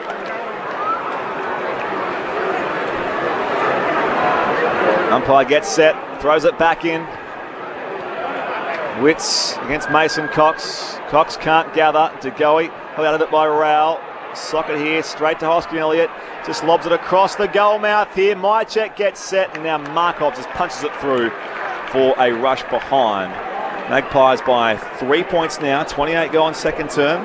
Kick out taken quickly. Yeah, both teams just really taking it quickly after a behind. They're trying to get that loose man. It comes to the commentary wing. Quainer did beautifully against Rankin. Gathered, got a handball away. Made it hard for his teammate though at ground level. Miller enters for the Gold Coast. He's buffeted off it. Collingwood with another chance. Pendlebury, sublime. Went through tackles with a blind turn. Got the handball away. Was cut off by Rowell. He was in turn there tackled. And it was Pendlebury, the veteran, who came through with a tackle. Two vital bits of play. With less than a minute to go. Handball to Goey. He gets to 50, the outside of the right boot. Cox that went through his hands at ground level. Dacos does what Josh Dacos does. He kicks his second. Oh boy, a hot game. 6-9-45 the Pies. 5-6-36 the Gold Coast. 9 points the margin. Very late in the second term, Grandstand AFL. What about that one-on-one? Possessions on the wing here. Took Miller's coming off too. Looked like he caught maybe a knee in the back. He's a little bit sore, a bit late to get up, but Pendlebury's work there and effort, second effort, ability to get the ball off the ground, then also chase down tackle was outstanding. He's ageless, isn't he? He's Scott Pendlebury. Class doesn't diminish. It might slow down a tad, but it doesn't diminish. Going around again next year. So he's the all-time game record holder anyway, 348th game tonight, and he's got next year as well, 2023. So what a career he's had. Scott Pendlebury, 5-time best and fairest, 6-time All-Australian. From the restart here, the Suns win the clearance through Swallow. It's marked though here by Nick Dacos. He marks at centre-half back for the Pies. Time for one more perhaps late in this opening half. We'll get down to Zane Bojack shortly. Hoskin Elliott marks on the wing. Works it forward by foot to Murphy. Murphy comes laterally here, back to Nick Dacos. Possession number 22 for him, and that will be the halftime siren. So Collingwood with some momentum. Led at one stage by 13 points in that second term. It's a 9-point halftime lead the visitors' way. 6-9-45. Plays Gold Coast 5-6-36. The goal kickers so far, Josh Dacos kicked both of his in that second term, but Jack Ginnivan has 3 and Ollie Henry has the other for the Pies. Meanwhile, for the Gold Coast Suns, their 5 goals have come through Mabior Chol, Noah Anderson, Isaac Rankin. It was a beauty, and one text correspondent says, add that to the Rankin file. 0437774774, Levi Casbolt and Huago Paul Oya. One of their debutants tonight. Very quickly, Zane Bojack on the boundary. Yeah, Tuke Miller came off, guys, and went straight down the race with the physio. I think they're going to try and take advantage of the fact that we were almost about to go to half-time, but he didn't look too encumbered, but definitely getting some physio during this break. Thank you, Zano. We'll keep an eye on that throughout the break. Meanwhile, half-time, can you park around the grounds there? Geelong 8-8-56. North Melbourne 4-1-25. Here it's with Matthew Primus and Jeff White, our experts on Grandstand AFL. The Pies by 9 points. Well, a really interesting quarter, I thought, that one. I thought, the Suns are winning contested possession and winning clearances, and for that, when they do that, they win every game this year. So there's 7 games they've won, they've dominated in those statistics, but they've only had the same amount of inside 50s. I reckon the Pies are just sitting off them a little bit, happy for them to win that first inside possession, but putting pressure on them when it flicks out. Pies have got the numbers there. They're plus 34 in outside ball, which is their handball link-up, their run, which is giving them a lot of inside 50s and giving them better or more dominant and clearer inside 50s rather than the Suns who are just banging it in. So a really interesting tactic to see how that goes, because at the moment, if that contested possession works out, that might be like plus 20 to the Suns at the end of the game, and normally that means a win. So we'll see if the Pies try and even that up, or they keep that balance of an inside and outside out, and both teams are able to manufacture goals a little bit towards the end there out of nothing. But the Pies look a little bit the classier team through the middle of the ground and in their forward 50, but we know the Suns can certainly hang around, and their second halves are very good. Yeah, I just reckon the strength of Collingwood at the moment is the ability to win under the half back line. They've got Quainer, they've got Murphy, they've got Moore. They're marking the ball, whereas when it's going to the Suns' back line, they're just happy to let Collins and I think a few times their Wits are just to punch it. Makes a big difference, because you know that when they're going to mark it, you've got the likes of Dacos, you've got the likes of Steele Sidebottom, you've got these guys that are spreading out to the wings, and they're creating that spread and that run and overlap, which has been really potent. It's the ability to connect. That's what Collingwood's really favouring at the moment. There was a play there and halfway through that second quarter where Mychek got onto it inside forward 50, but there was the flow-on effect. It was the mark that Moore took on the half-back line. So that's where I reckon the Suns got to tidy up. I know there's a big emphasis on Marvio Chol and Casbolt to bring it to ground, but they've got to work in tandem and work for each other and allow these small forwards like the Rankins and the Roses to get the ability, and that's where Collingwood's cutting them up at the moment. I agree. Well, I reckon that's what the Collingwood are trying to just sit off the Suns' mids and then put pressure on any of their outside balls, so it's junk kicks coming forward, which allows Murphy and Moore and those guys to intercept. I think they've had 13 intercepts in their back 50, yeah. The Pies have, and they get a lot of the counter-attack, but then it stops the Suns being able to pin them in, which is what they rely on to get a lot of their score out. So, tactically wise, I think it advantage a little bit to the Pies, about a real interesting second half coming up. But it's a great game. Overall, awesome game. High standard, high quality, contested footy, uncontested footy. Both sides are really clean below their knees. But just that spread from Collingwood is so efficient at the moment. They're just spreading on the 45. They're getting that overlap. The ability to cut up the Suns' defence is really powerful at the moment. Spoke about what an important game this was in potentially shaping the 8, and so far it hasn't disappointed. So Collingwood by 9 points at the half. Thanks, Whitey. Thanks, Matt. And we'll have the second half coming up here very shortly. Meanwhile, half-time in Geelong, the Cats 8-8-56, North Melbourne 4-1-25. Earlier in Adelaide, the Demons beat the Crows by 29 points, and at the MCG, Essendon over the Sydney Swans 15-5, 95 to 12, 14-86. More on that all coming up, as well as around the grounds across the other sports shortly. But right now it's time for us to head to the ABC newsroom.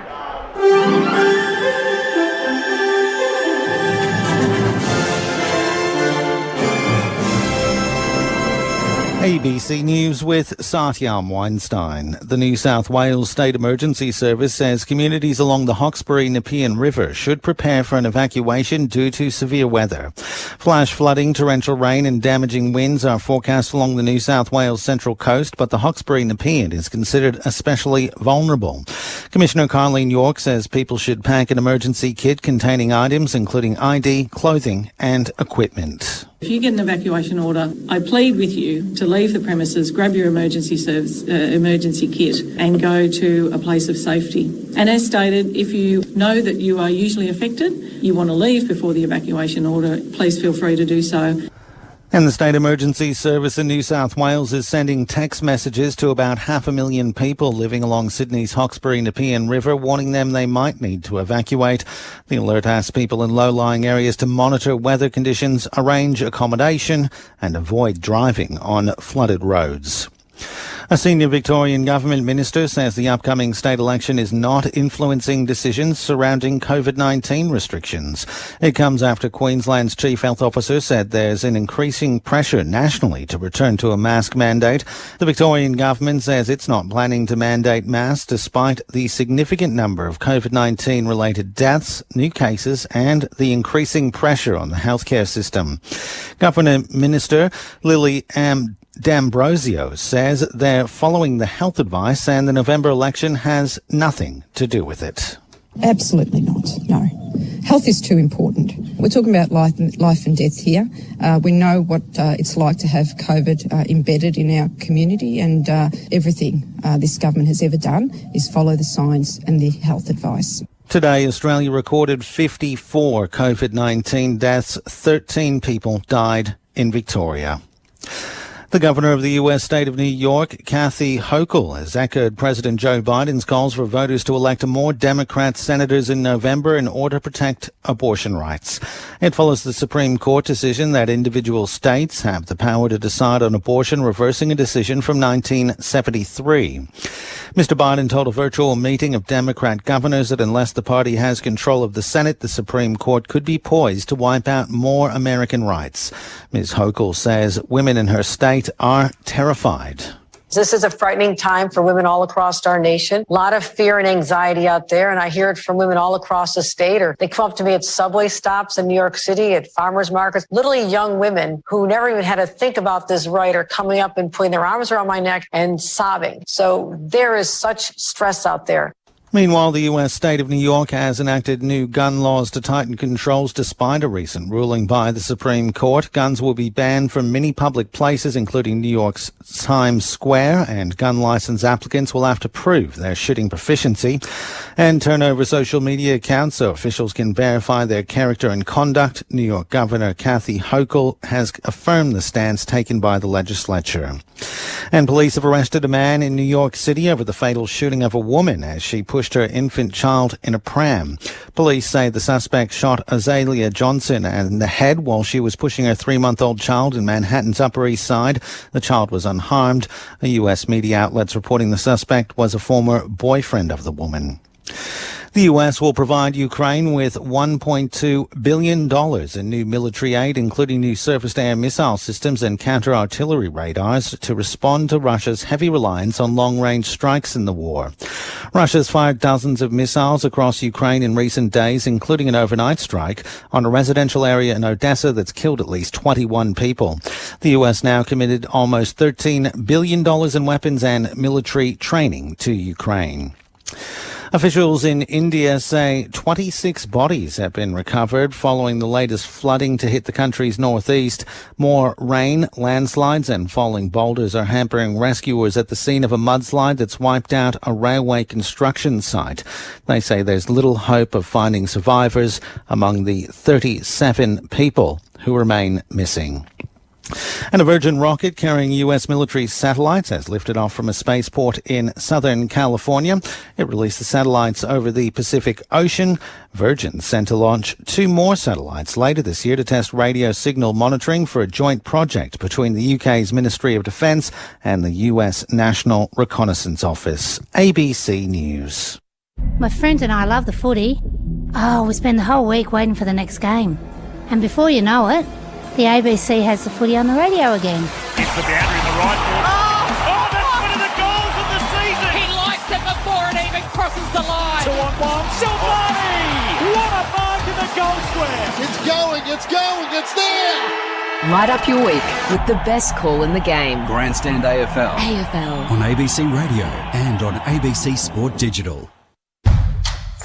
The 2022 AFL Premiership season. Grandstand AFL. On ABC Radio and ABC Sport Digital. The Collingwood skipper marks 45 out, has options of plenty inside 50, and the first of those presenting is Josh Dacos. He's 40 out, slightly right of centre. Connects from 45, right to the line all the way. And the Pies going back ahead. Dacos evades a tackle, spirals it back inside forward 50. Ginnivan! What a kick! And Ginnivan was positioned so well that he gives himself room to kick on the inside of the boot. Brings it back for goal number 3. Jack Ginnivan sparks the pies again. Oya, handball Rankin. Rankin! Oh my goodness! Isaac Rankin. There's the X factor. Roses, electric pace on the boundary. The left foot to the goal square. Oh, picked up by Anderson. Towed through. That's the pace that can Kenya the forward line. This is the 2022 AFL Premiership season on ABC Radio and ABC Sport Digital. Half-time at Carrara for what is potentially one of the games of AFL round 16. Collingwood 6-9-45 leads the Gold Coast Suns 5-6-36. It was certainly billed as a good game in prospect, and it is not disappointing so far. 9 points Collingwood's break at the half-time break around the grounds at Kardinia Park in Geelong, where it is the Cats who lead 8-8-56 over North Melbourne 4-1-25, so not yet underway there. The third term to begin here and there very shortly. You're with Brett Sprigg alongside Michael Price, Jeff White, Matthew Primus and Zane Bojack on the boundary for us this evening. It was a wet Gold Coast afternoon. It looks a little slippery underfoot in places, but other than that, it has remained dry for the entirety of the game so far. Earlier at Adelaide Oval, Adelaide going down to Melbourne. They pushed them all the way though, 14-10-94 to 10-5-65. A late flurry of goals made it a 29-point win to the Demons there at Adelaide Oval, which makes Jeff White very happy. Petrarca kicked 3 goals, one had 33 disposals. Clayton Oliver had 36 touches, and Rory led the disposal count for Adelaide with 32. Earlier at the MCG, an upset, and that's why this game is so consequential, because those sort of results also shaped the 8, with Sydney missing an opportunity and going down by 9 points to Essendon, 15-5-95 to 12-14-86 at the MCG. Zach Merritt had 24 disposals and 3 goals straight.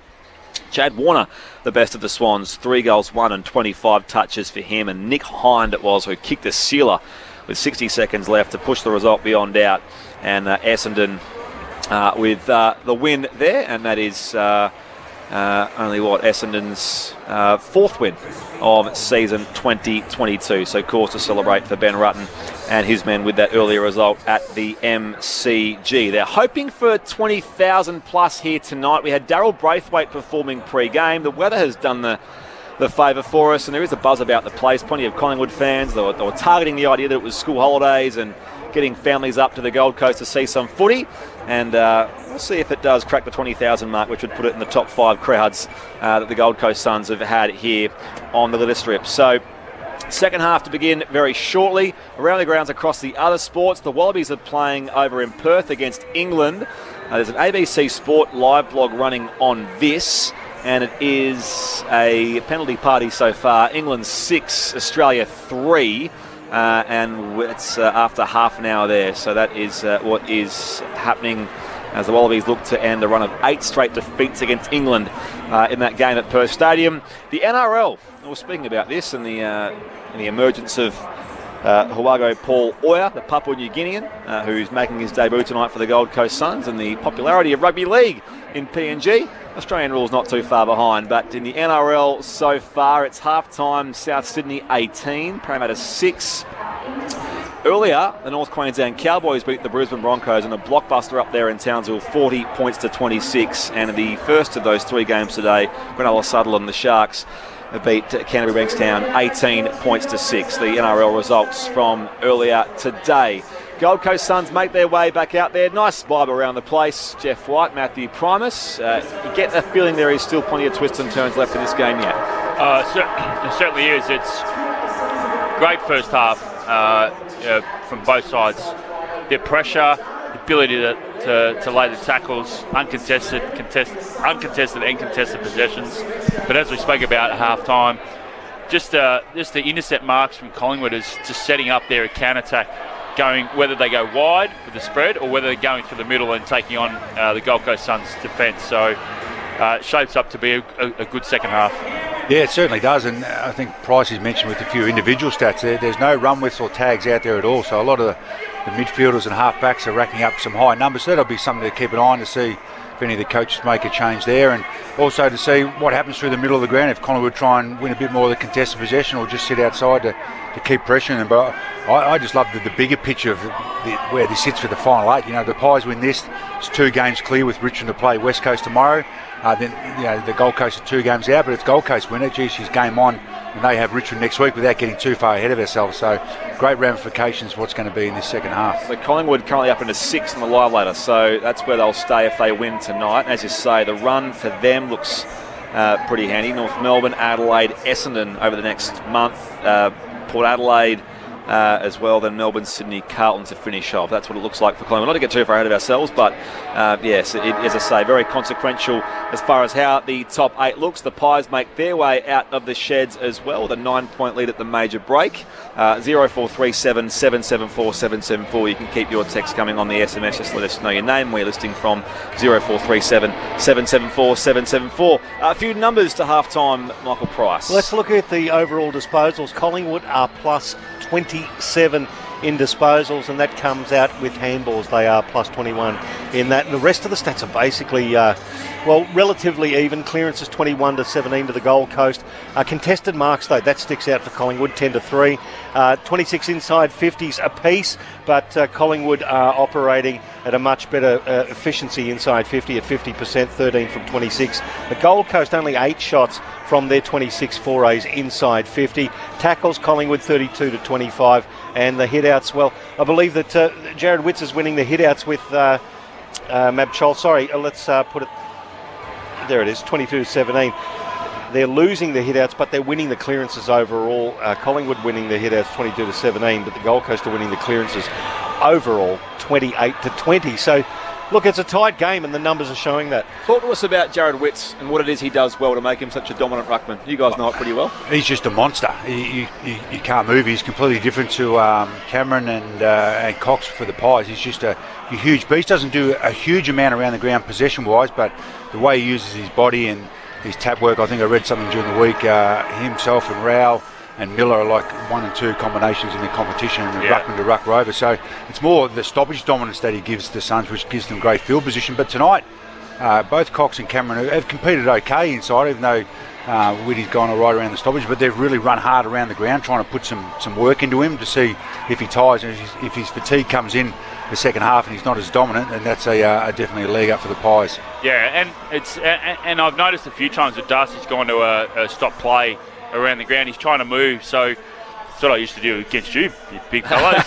You got to move. You got to try and get Witts to turn around and turn his head and take his eyes off the ball, just to put him off. So you've got to be agile. You got to try and move and try and put him in different positions. But he's a big lad. I like what Cox and Darcy though are doing at the centre bounce. You've got to jump into him. You've got to try and get him off the line and try and negate him in that centre bounce.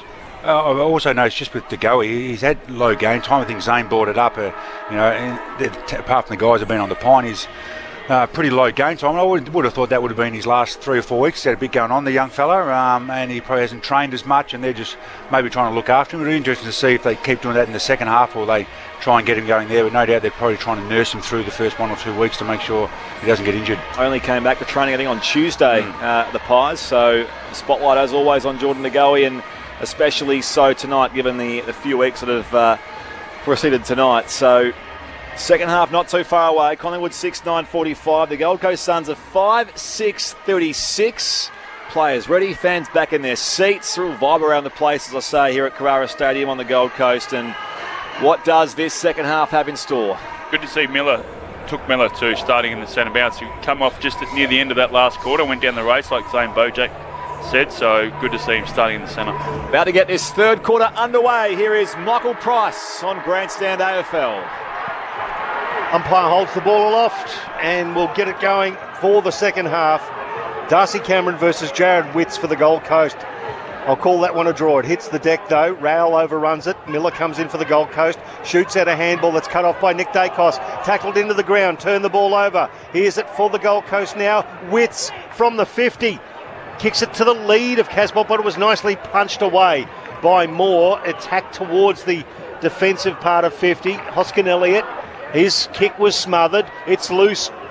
Rankin, tunnel ball effort. Roses tackled off it. Collingwood scrapping to get out, and they will here through McCreary. McCreary thumps it up the line. Wobbly looking kick here. Elliott in the contest down there with Lemons. Lemons in best position, does well. Follows up out the back. Thumps it back from whence it came. Now Chris takes the chest mark for the Pies. It's just through the air going back and forth here. Now Collingwood can go forward from right half back. Cox leads up, goes through his fingertips. Following up now, bursting his way through Bowes for the Gold Coast Suns. On the 45, a well-weighted pass by foot to Ainsworth. He marks 55 out. Goes on the entry. Casbolt clunks the overhead mark in the pocket, 25 out. Well, the chalk and cheese, wasn't it? Yeah. Cox, simple lead-up mark, spilled through his hands, the turnover cost him. Go back to Casbolt. He has the same lead, but clunks the ball and gives the Suns a shot on goal. Disappointing error there by Cox. Geez, that was good one-on-one by Lemons too on the half-back line to win that. That was really important. Elliott had won a few more of those throughout tonight, but Levi Casbolt, 90 seconds into this third term, off a couple of steps, sets it on its way, and it's hitting the left-hand goal post. Minor score. It's the first score of the second half.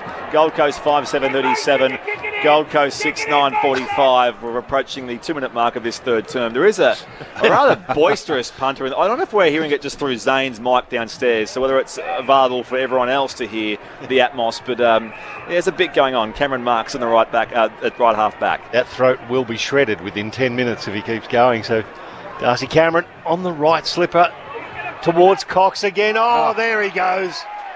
Floated over the pack and took a beautiful mark, did Mason Cox.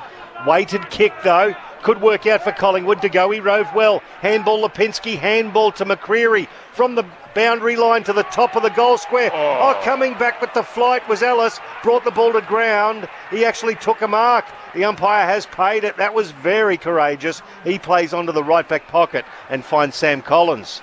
The former Docker, now a vice captain here at Gold Coast. Oh, dicey kick. Just travels to find Lemons. Adams providing some forward pressure. Gold Coast tip it around to defence. Comes beyond defensive 50. Back here from Anderson to Bowes. He marks at centre half back.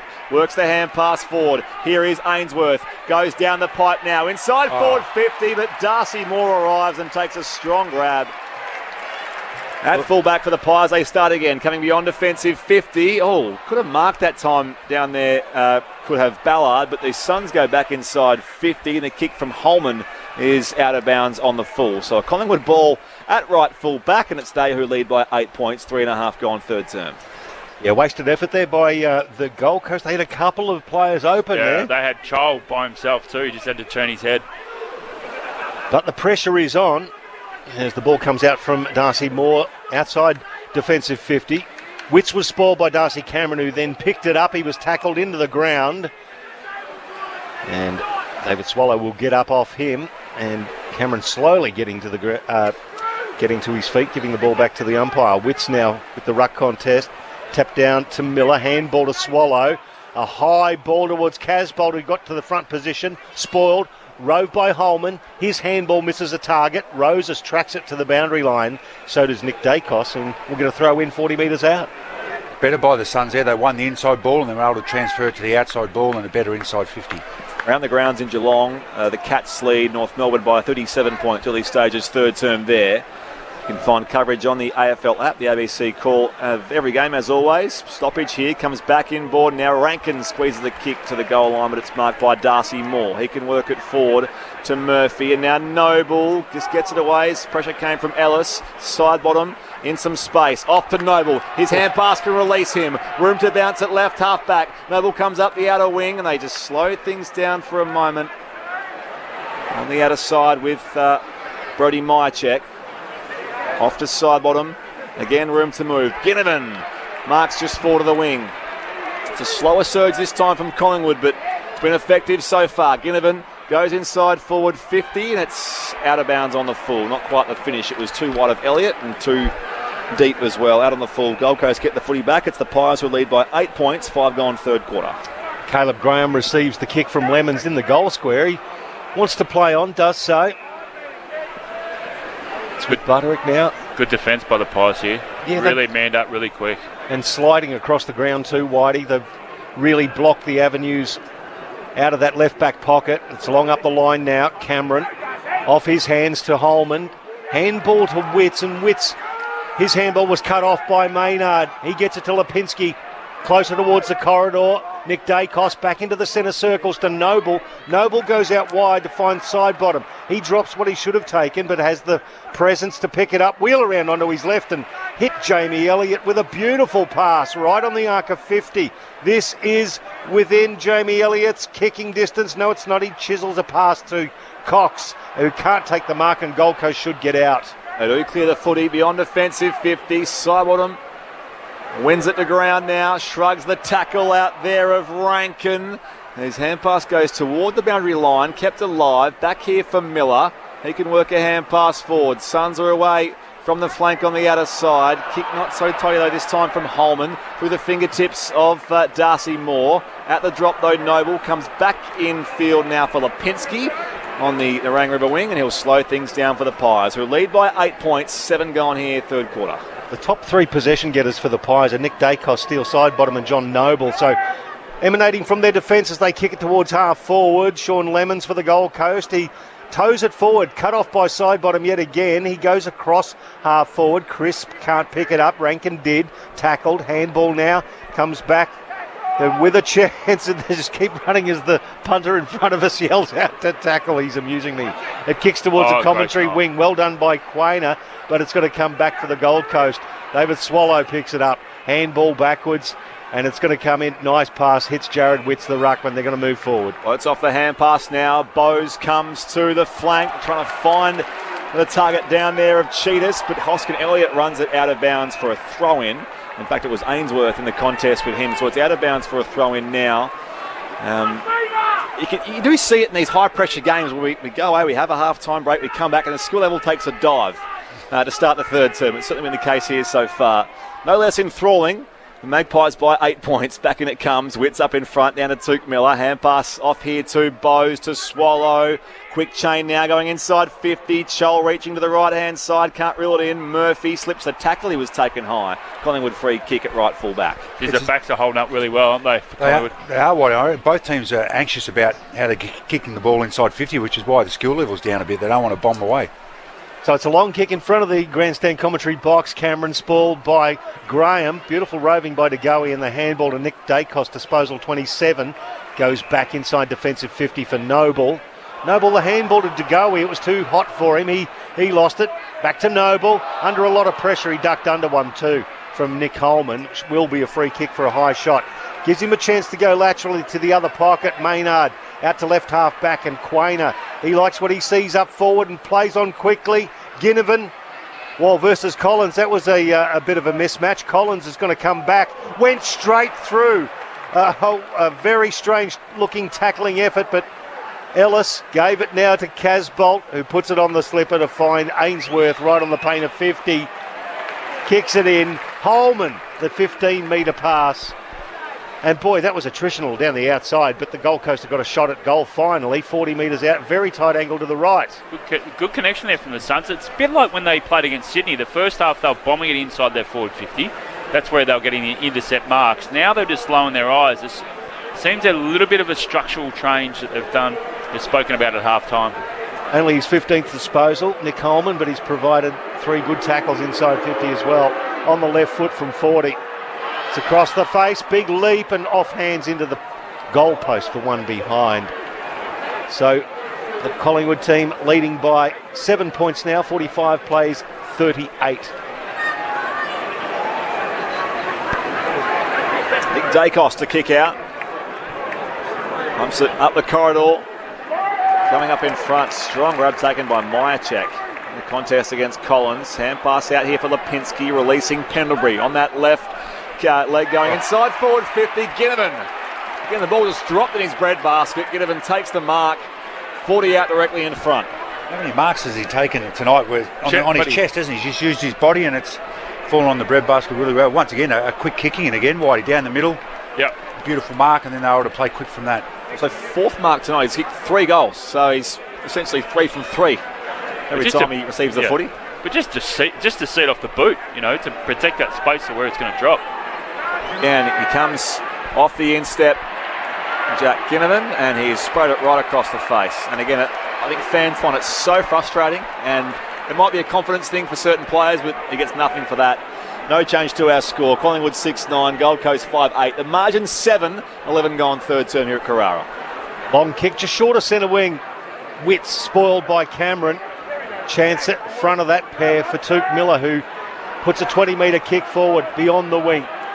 It was Holman who was knocked off the ball well there by Rusco. Ball spills Collingwood's advantage. Murphy tackled by Mab Chol. Ball underneath the pair of them right in front of me here in the grandstand commentary box. We'll get a ball up.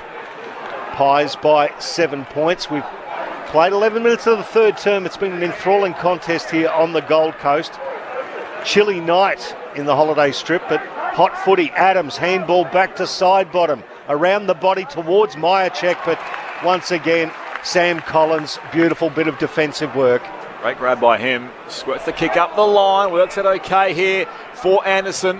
Wheels and goes now. Inside forward 50. Casbolt claims it was touched. It was play on. Off the boot it was. Comes to Miller. Right. He can have time to work the kick on the angle to Ellis, who takes the chest mark in the right forward pocket, no more than 25 out. It's such a great skill.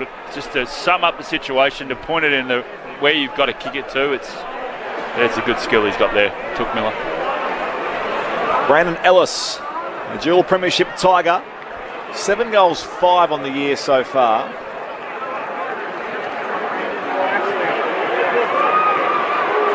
On the approach, 45-degree angle.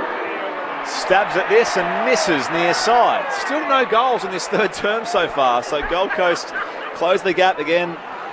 It's a clear 6 points the diff. 6-9 plays 5-9. 12.5 gone third term. And playing on again. Long kick towards the wing. That's a great mark from Charlie Ballard, who muscled Mason Cox out of the way. The boy from Sturt kicks it inside 50. Chol from the back position, more in front. Well roved by Quainer. Hooks it out of defensive 50. Hoskin Elliott spoiled there by Cheetahs. The ball spills now for Cox. He wants to get rid of this. He lopes towards side bottom. They manufactured to muck it up. I think Mason just couldn't get into the right space. Flanders gives it to Cheetahs. Standing start. Casbolt. Oh, presented. He's huge. And he wheels around. The vision was good. The execution was not. Murphy cut it off. Collingwood saved the day. The Pies will start again from the left back pocket. Around the grounds in Geelong. The Cats lead by 38 points on the Kangaroos midway through the third term there. Meanwhile, short kick to Quainer. Right on the junction of 50 defensive half of the ground. Collingwood by 6 points. Quainer, the 50th gamer. Thumps it up the line. Players converge through the air. Henry up in front. It's off hands and over for a throw-in. Your text 0437 774 774. Footy on the TV, cycling on the computer, and ABC commentary on my phone. Perfect, says Jane from Malulabar.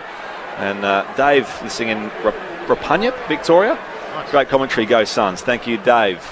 Back underway here, Magpies by 6. And it's in contest on the Nerang River wing. DeGoey enters, handball backwards, but he sold his mate into a lot of trouble. Nick Holman and David Swallow. Got the game on their terms at the moment, the Suns, dominating contested possession stoppages at inside 50. Now from the ruck contest, good work from Mason Cox down to DeGoey. Hooked it around the body, Myercheck gathered and burnt off Collins. Handball to Ginnivan, playing for the free kick. Guess what? He got it again. You got to learn to tackle this kid. He will go low. You've got to go lower. Jack Ginnivan to the hoots of the crowd, kicks it inside 50. What a pass. That is magnificent. And it's going to be a shot on goal coming from Ollie Henry. They've only had 4 inside 50s this quarter, but every time they've gone, they've lowered their eyes, and the Suns defenders were all backing back looking for a bomb. A beautiful kick to lower his eyes and hit an easy target. They need to kick this though, the Pies. So Ollie Henry, he's got one on the board. He's a prolific scorer, 21 goals for the year. He in fact scored the first goal of the game. From 25 metres out directly in front, Ollie Henry. Oh, hits the post 2/3 of the way up. Pies frittering their chances. 46 plays 39, 7 points the margin, 15 gone third term. 3 behinds to 1 behind this third term so far, so still no majors. Gold Coast work the footy to the flank. Kick comes beyond defensive 50, and this kick from Butterick does find Markov. Markov wants to work it back across the defensive goal mouth. It's marked out there by Collins. He's called to play on now. The switch out to right half back. Ellis marks in space. It's a slow build up here for the home side. Trailing by 7 points midway through this third term on Grandstand AFL. They chip it around again. Short ball finds David Swallow in those blue boots. And he's approaching 200 games as well, 190th game tonight. His kick up the wing is marked by Mason Cox. Pies get the footy back in space. Lipinski gets back to mark just in front of the centre circles. The Pies all start streaming forward. The former Bulldog. Long kick towards the top of the goal square. Dangerous, but beautifully read by Sean Lemons for the Gold Coast. Takes a relieving mark. Goes out to the right back pocket. Ellis has worked his way all the way back down. Little 45 kick. Finds Ballard. Content to hold on to the ball in their back line. Well delivered to Collins. Sweeping handball to the run of Oleg Markov. He was chased manfully. Still got the kick away. A 2-on-1. Maynard comes over the top with the assistance of Rusco and belts the ball over the boundary line in front of the grandstand commentary box. Both teams are playing safe, aren't they? They kick catch and not willing to take it on through the corridor like they were in the first half. But that comes down to the defence as well. Yep. Stability to get on the dangerous side really, really quick. Matthew Primus, Jeff White on Grandstand AFL via ABC Sport. Brett Sprigg, Michael Price calling the action. Back in it comes. Tried to weasel it away here, Anderson. Not 15, play on it, was touched in fact. Sliding in now, trying to affect the tackle, Rowell. Footy jars free here for Pendlebury. It's smothered here by Rowell. Great second effort, going inside forward 50 here, and it's marked by Cheetahs. It dropped in his lap, 35 out, lays off the hand pass to Rankin. Not quite set, but kicks in a hurry and nails the finish. That was unselfish from the debutant James Cheetahs. Saw Rankin, goal side, 30 out, off a step, he just squeezed the kick through, and Isaac Rankin with his second closes the gap to 1 point. Collingwood 6-10-46, Gold Coast 6-9-45, 18 played third term, ABC Sport. This is Grandstand AFL. Great smother from Rao. Not to overcommit towards Pendlebury, to actually poise and wait. It's such an underrated 1%er in our game, I reckon, the smother. Look what it's done. You could see the Collingwood players were gone. Why wouldn't you? When the Pendles has got it. But that smother from Rao was outstanding, and then to get it inside forward 50 was great. But yeah, awesome work from the Suns there. And they needed to, get something on the board for their efforts. 37 inside 50s for only 12 shots to the Gold Coast. They're operating at 32% efficiency inside 50. Collingwood 15 from 33 at 46%. Back into the middle. Collingwood with a chance to win the clearance. Crisp, it came off his hands. Rowell stole it. Got the handball back to Anderson from a standing start. He kicks towards half forward. It hits the deck off the chest of Maynard. Now with Roses. Skills and pace. Handball to Miller. Sizzling pass. Hits Chol. 40 metres out directly in front. As another Gold Coast player hits the deck further towards goal. That was Cheetahs, but Mab Chol will have a shot. That was better movement. Imagine you're a Sun supporter seeing Rowell and Anderson just shake off tags and use their strength inside there, and they're only still young kids in their career. Great to see. The top two draft picks of 2019, 1 and 2, Rowell and Anderson. But it's with Mab Chol now. He's already got one goal. The newly anointed cult figure of the Gold Coast just dabbed at that one, didn't kick through the ball, one behind, 6-10, 46 apiece. 19 minutes gone, third term Grandstand AFL. That would be AFL. Kick-in will come from Nick Dacos. Scores level here, 6-10, 46 apiece. Beyond defensive 50 comes Mason Cox up in front. Out to greet it, takes the mark on the flank. You can turn your ears away now, North Melbourne fans. Geelong by 52 points at Quinnia Park. Similar stage of play there late in the third term. Cox up the line. Again, the players converge, and it's marked from behind there by Ballard. Mark wasn't paid though. Kick smothered. Ricochets back here to Markov. Shares it with Collins for the Suns. His kick down to Anderson. Again, not 15 play on. Works a hand pass forward. Reaching for it, Sidebottom. Noble wins it away. Pushed off the kick here by Cheetahs. A little skid out in front of the boundary line for Adams. Inboard it comes now back to McCreary. Still alive. Now it finds the boundary line just inside 50 at Collingwood's attacking end. They won't deliver it, the home fans. They won't get it, and nor should they. It's 6-10, 46 apiece. Gold Coast and Collingwood here on Grandstand AFL. We've just hit time on here in quarter number 3. And tight game. Doesn't get any tighter. Throw in underneath the small scoreboard saying it's all tied up. Witts versus Cox, off the hands of Cox to Bowes. Bowes handball to Ellis under pressure, tackled by De Goey. Ball spills, yes indeed. I was holding the man, not holding the ball. So Brandon Ellis will get the free kick, courtesy of Jordan De Goey. Kicks it into the right back pocket. Caleb Graham, the Cairns and Palm Beach Currumbin product, plays on. Kicks towards Ballard. Good hands. Handball now towards the run of Took Miller down the outer side. Chol versus Moore. Chol wins out, then drops a mark he should have taken. He did all the hard work. Now at ground level, it's Roses and Oya. And there's a whistle on play. There's been a hold, and it's off there. It's going to go to Malcolm Roses. The first player out of the Northern Territory system set up for the Suns. Kicks it inside 50. Collingwood should get away here. Noble to Quainer. His kick was, I think, touched off the boot, and so as a result it will be a throw-in, not out of bounds on the full. So forward 50 stoppage here for the Gold Coast Suns. Scoreboard end. By the way, Matt Rowell has it's his 21st yesterday, so recent birthday for the star Gold Coast midfielder. Back in it comes. Witts in front of Cameron. Roses trying to just work his way to the front now. Overran the football. Maynard tries to win it away for the Pies. Gold Coast here. Through that man, Rowell. Goes to find Casbolt. Can't pull in the grab. Noble at ground level here for the Pies. Lofty hand pass for the side bottom. Dispossessed. Pressure now on Rusco. Soccer's away to the boundary line. It's recovered though by Oya. And he comes infield. And the mark is taken down there by Anderson. Uncontested grab, 40 out in the 45-degree angle. Nice vision it was from the Papua New Guinean. Opportunity here for the Gold Coast Suns to go back ahead. The forward pressure from the Suns has lifted this quarter. Huge. It's been great. And it's a balance as well. They haven't had two go to one. They're actually standing off, and they're picking their moments of when they put the pressure on. Gold Coast Suns haven't led since midway through that first term. They kicked the first 3 goals of the game. It's been all Collingwood since then in this tight tussle. Anderson's kick is sprayed well to the left. That's nothing. Out of bounds on the full. No change to our score. They won't be ahead just yet. Gold Coast 6-10-46. Collingwood 6-10-46. 23 gone in this third term on Grandstand AFL. So Isaac Quainer playing on for the Pies. Long to the commentary wing. Off the hands of Graham to the back of the pack. Markov, the former Richmond player, wheels around the right foot kick, and Casbolt! Oh, yes, indeed. You can see him coming.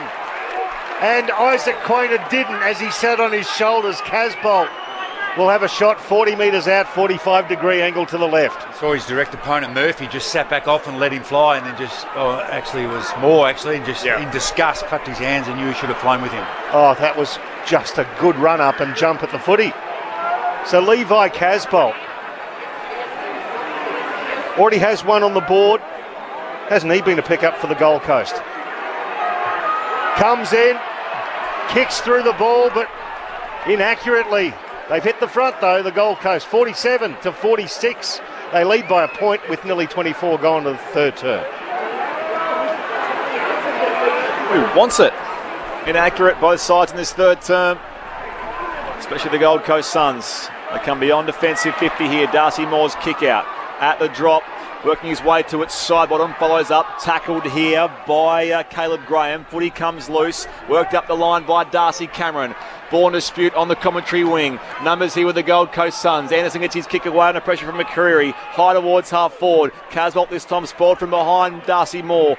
Back in again it comes now. Flanders hand pass chopped off by Sidebottom. He got some run going here. Adams for the Pies. Tumbles a kick. It skids towards half forward. Mychek competes with Collins. Slapped out here towards Butterick. Collins goes again. Great second effort from the defender. Out on the outer wing. Socked away by Pendlebury. High in the air. Butterick gets back with a flight and takes the mark at right half back. The Suns keep possession and a 1 point lead, 25 gone. And because we've had very few goals in this third quarter, that is a very short third term. 24 minutes and 42 seconds. And we had, in fact, just the one goal, the Gold Coast Suns. That was Isaac Rankin's second.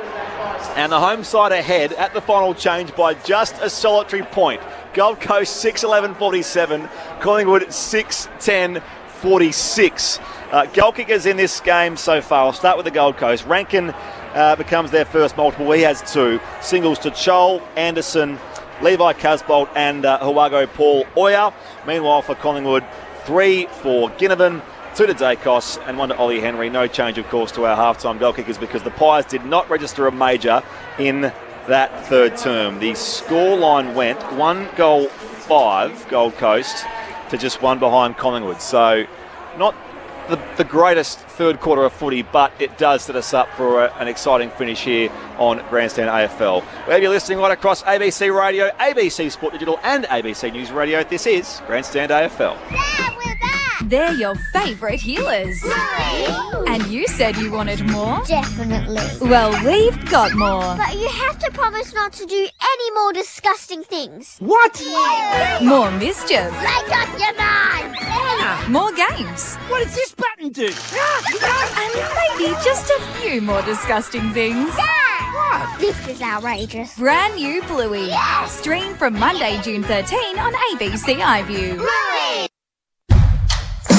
The 2022 AFL Premiership season. Grandstand AFL. On ABC Radio and ABC Sport Digital. Smothered here by Rao. Great second effort going inside forward 50 here, and it's marked by Cheetahs. It dropped in his lap, 35 out, lays off the hand pass to Rankin, not quite set, but kicks in a hurry and nails the finish. That was unselfish from the debutant James Cheetahs. This is the 2022 AFL Premiership season. On ABC Radio and ABC Sport Digital.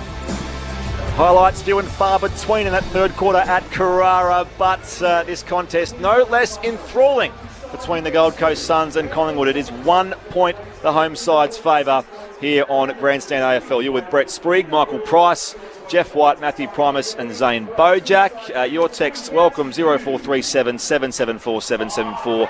Hey lads, it's Jake the Truckie and I'm listening from WA driving back to Perth from down south drop-off. Well, Jake, love hearing from our truckies because without trucks, Australia stops. 0437 774 774.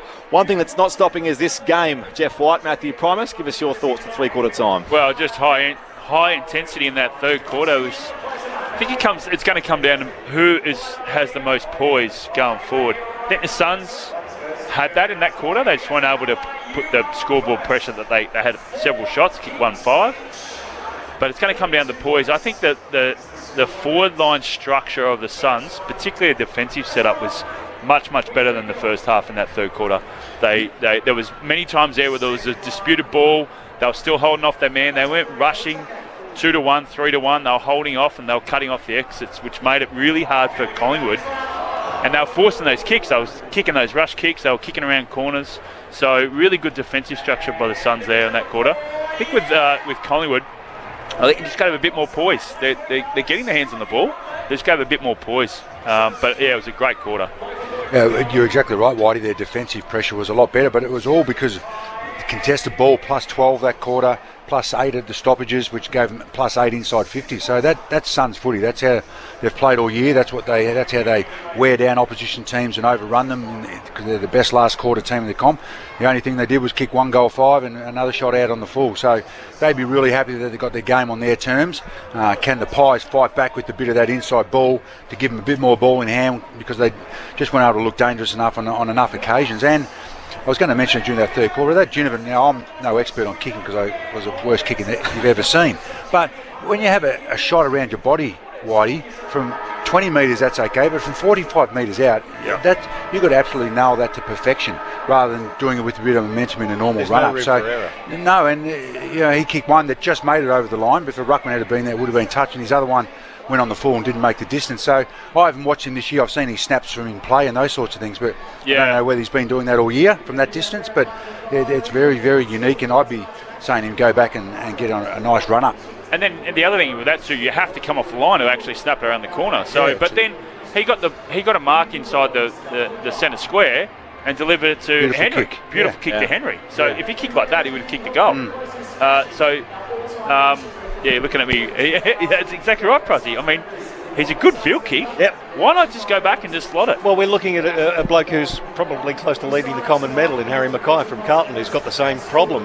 He's got to try and wheel around onto the left from 45, and it's not a percentage play. In a way, the difference is he's 6'20" and getting only small. Regardless. Yeah, the person who explained it was Jay Schultz, who's a goal-kicking maestro, and he coaches that sort of thing as well, and explains it really well, the mental sort of things and why players do it. But you say you're not the expert, but Jay Schultz certainly is, and You're seeing it more and more in this comp, but regrettably. Around the grounds at Collingwood Park, three-quarter time there, Geelong 15-12, 102 to North Melbourne 5-1. 31, so a 71-point break to the home side there to be expected, I suppose. NRL, late second half, South Sydney 30, Parramatta Eels 6, and the Wallabies up against England over in Perth. It is early in the second half. It's England 6, the Wallabies 3. A couple of numbers here with Gold Coast leading by 1 point. Michael Price. Okay, so Collingwood now only leading the disposals by 13, but Gold Coast plus 16 in the contested possessions, Gold Coast plus 10 in the clearances. The inside 50s, 40 to 34 in favour of the Gold Coast, but obviously their efficiency isn't quite as good. Leading the charges, you've got Noah Anderson with 25 disposals. Nick Dacos, 32 disposals at 100% kicking efficiency. It's a game to shape the 8. Gold Coast by 1 point. What do the Pies have left? Final term underway. Witts wins it down here to Touk Miller. Clean clearance here for the Gold Coast. High ball inside 50. Chol outnumbered. Ricochet down towards Nick Dacos. Tumbles it back to the commentary wing. Socked away by Jamie Elliott. McCreary puts a tackle down there on Ellis, and the umpire says, let's ball it up on the logo commentary side. Interesting, the Pies started Elliott in the centre square and DeGoey at full forward. Interesting move. Jeff White with your expert comments there. The umpire throws it up immediately. That was just Pendlebury tackled into the ground, so he's got to do it all again in the same spot on commentary wing. Out of the hands of Touk Miller, it lands to Hoskin Elliott. Toes it forward 30 metres. Collins wins his way to the ball first. That's a mongrel of a kick, but it landed on the chest of Rowell. He couldn't quite handle it. Maynard jumps on top of him. Ball between the pair of them. The umpire says we'll call it a draw. Patrick Lipinski peels himself off the deck as well. Ball in the air. Witts wins it down. Elliott into the back of him was Bowes. The umpire lets them play, and Rowell was taken high. Gold Coast free kick from the wing. So can he send them forward? Looks at the options here. Matt Rowell turned 21 yesterday. High ball inside 50. 2-on-1 there. Outnumbered at the drop was Casbolt. Comes loose in the pocket. Rankin turns Murphy inside out. Centering ball here. It's marked though by Rusco. He had the height advantage on Ainsworth. And Rusco marks at fullback here for Collingwood. The basic crux of the kicking thing was all about the fact that on the run, in general play, players aren't overthinking certain skills. But for set shots, that's when you see players do what they do with those little around the corners, and doesn't seem to help them. Beyond defensive 50 here, the Pies. Mychek hits the deck in back play. Ballard takes the mark here for the Suns on the wing. They still lead by 1 point. I'm going to say, Whitey, you love golf, and that's got to be the greatest head game going around, so apply some of that to footy. Yeah, it's like a process, isn't it?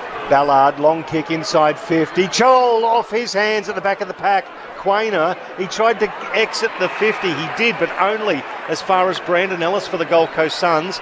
He lowers the eyes. He's got a lead on, hits his man in Ainsworth, 45 out, but he's only a couple of metres in from the boundary line. He'll have to let this go basically from right on 50 where it intersects that boundary line. That's the difference from the first half. The defence that we're talking about, where Collingwood feels like they have to rush and kick it out from the back line. Ben Ainsworth on the edge of his distance from 50, from the boundary line. It skews very wide and right. Out of bounds on the full. Will be a free kick to Collingwood, and it'll go to Nick Dacos. Brings it in quickly. Finds Maynard. It's a group of lads that are shirtless behind the goals at the southern end of Carrara Stadium. Well, occasional Collingwood scarf. I don't know what the occasion is for them. Anyway, it's knocked away here for Swallow. Goes back inside forward 50. Quainer in the contest with Rankin. Second, third bike. Rankin goes off the deck from the pocket, and it's all the way there. That is freakish. Isaac Rankin, that's in the conversation. That's his third. Very important goal for the Gold Coast Suns. They're out by 7 points, 7-11-53. Collingwood 6-10-46. Early stages final term here on Grandstand AFL via ABC Sport. Wow. What do you say about that? I'm waiting for the replay. That was amazing. Well, the Gold Coast Suns will be salivating at the fact that the contract negotiations have progressed with this man. Yeah. He's the last of the young, brilliant players for them to sign up at Isaac Rankin. That's just incredible. That's unreal. Watching the replay, Zane Bojak's on the boundary line. I was just going to follow up what you said, Pricey. I mean, that's putting an extra 0 on his contract, isn't it? He's the last to sign, but he might get himself a better contract after tonight. They're starting to replay. Even a Collingwood supporter with a scarf has put his hands up.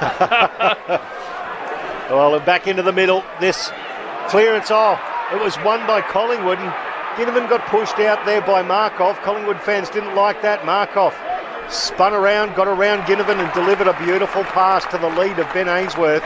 Just forward to centre wing, Narang Riverside, the outer side. Ainsworth, bullet-like pass towards Casbolt. 70 from goal. He wheels around, kicks inside 50 to Chol. Off hands at the back of the pack. Quainer delivers it over the boundary line and will get a throw in.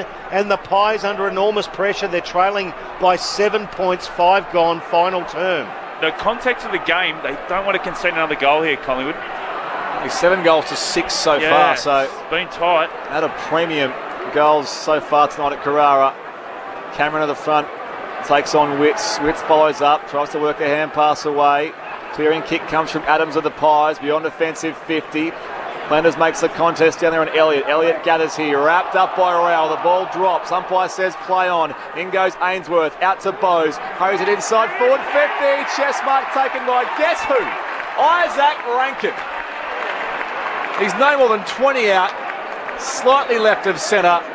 Opportunity here for goal number 4 for him. And Marbio Chol, well played. He actually jumped in the air with him to protect him to taking the chest mark. They're just a lot tougher at the moment. The Suns are just a lot tougher. Kicked 3 last week against Port. He's lining up here for his 4th.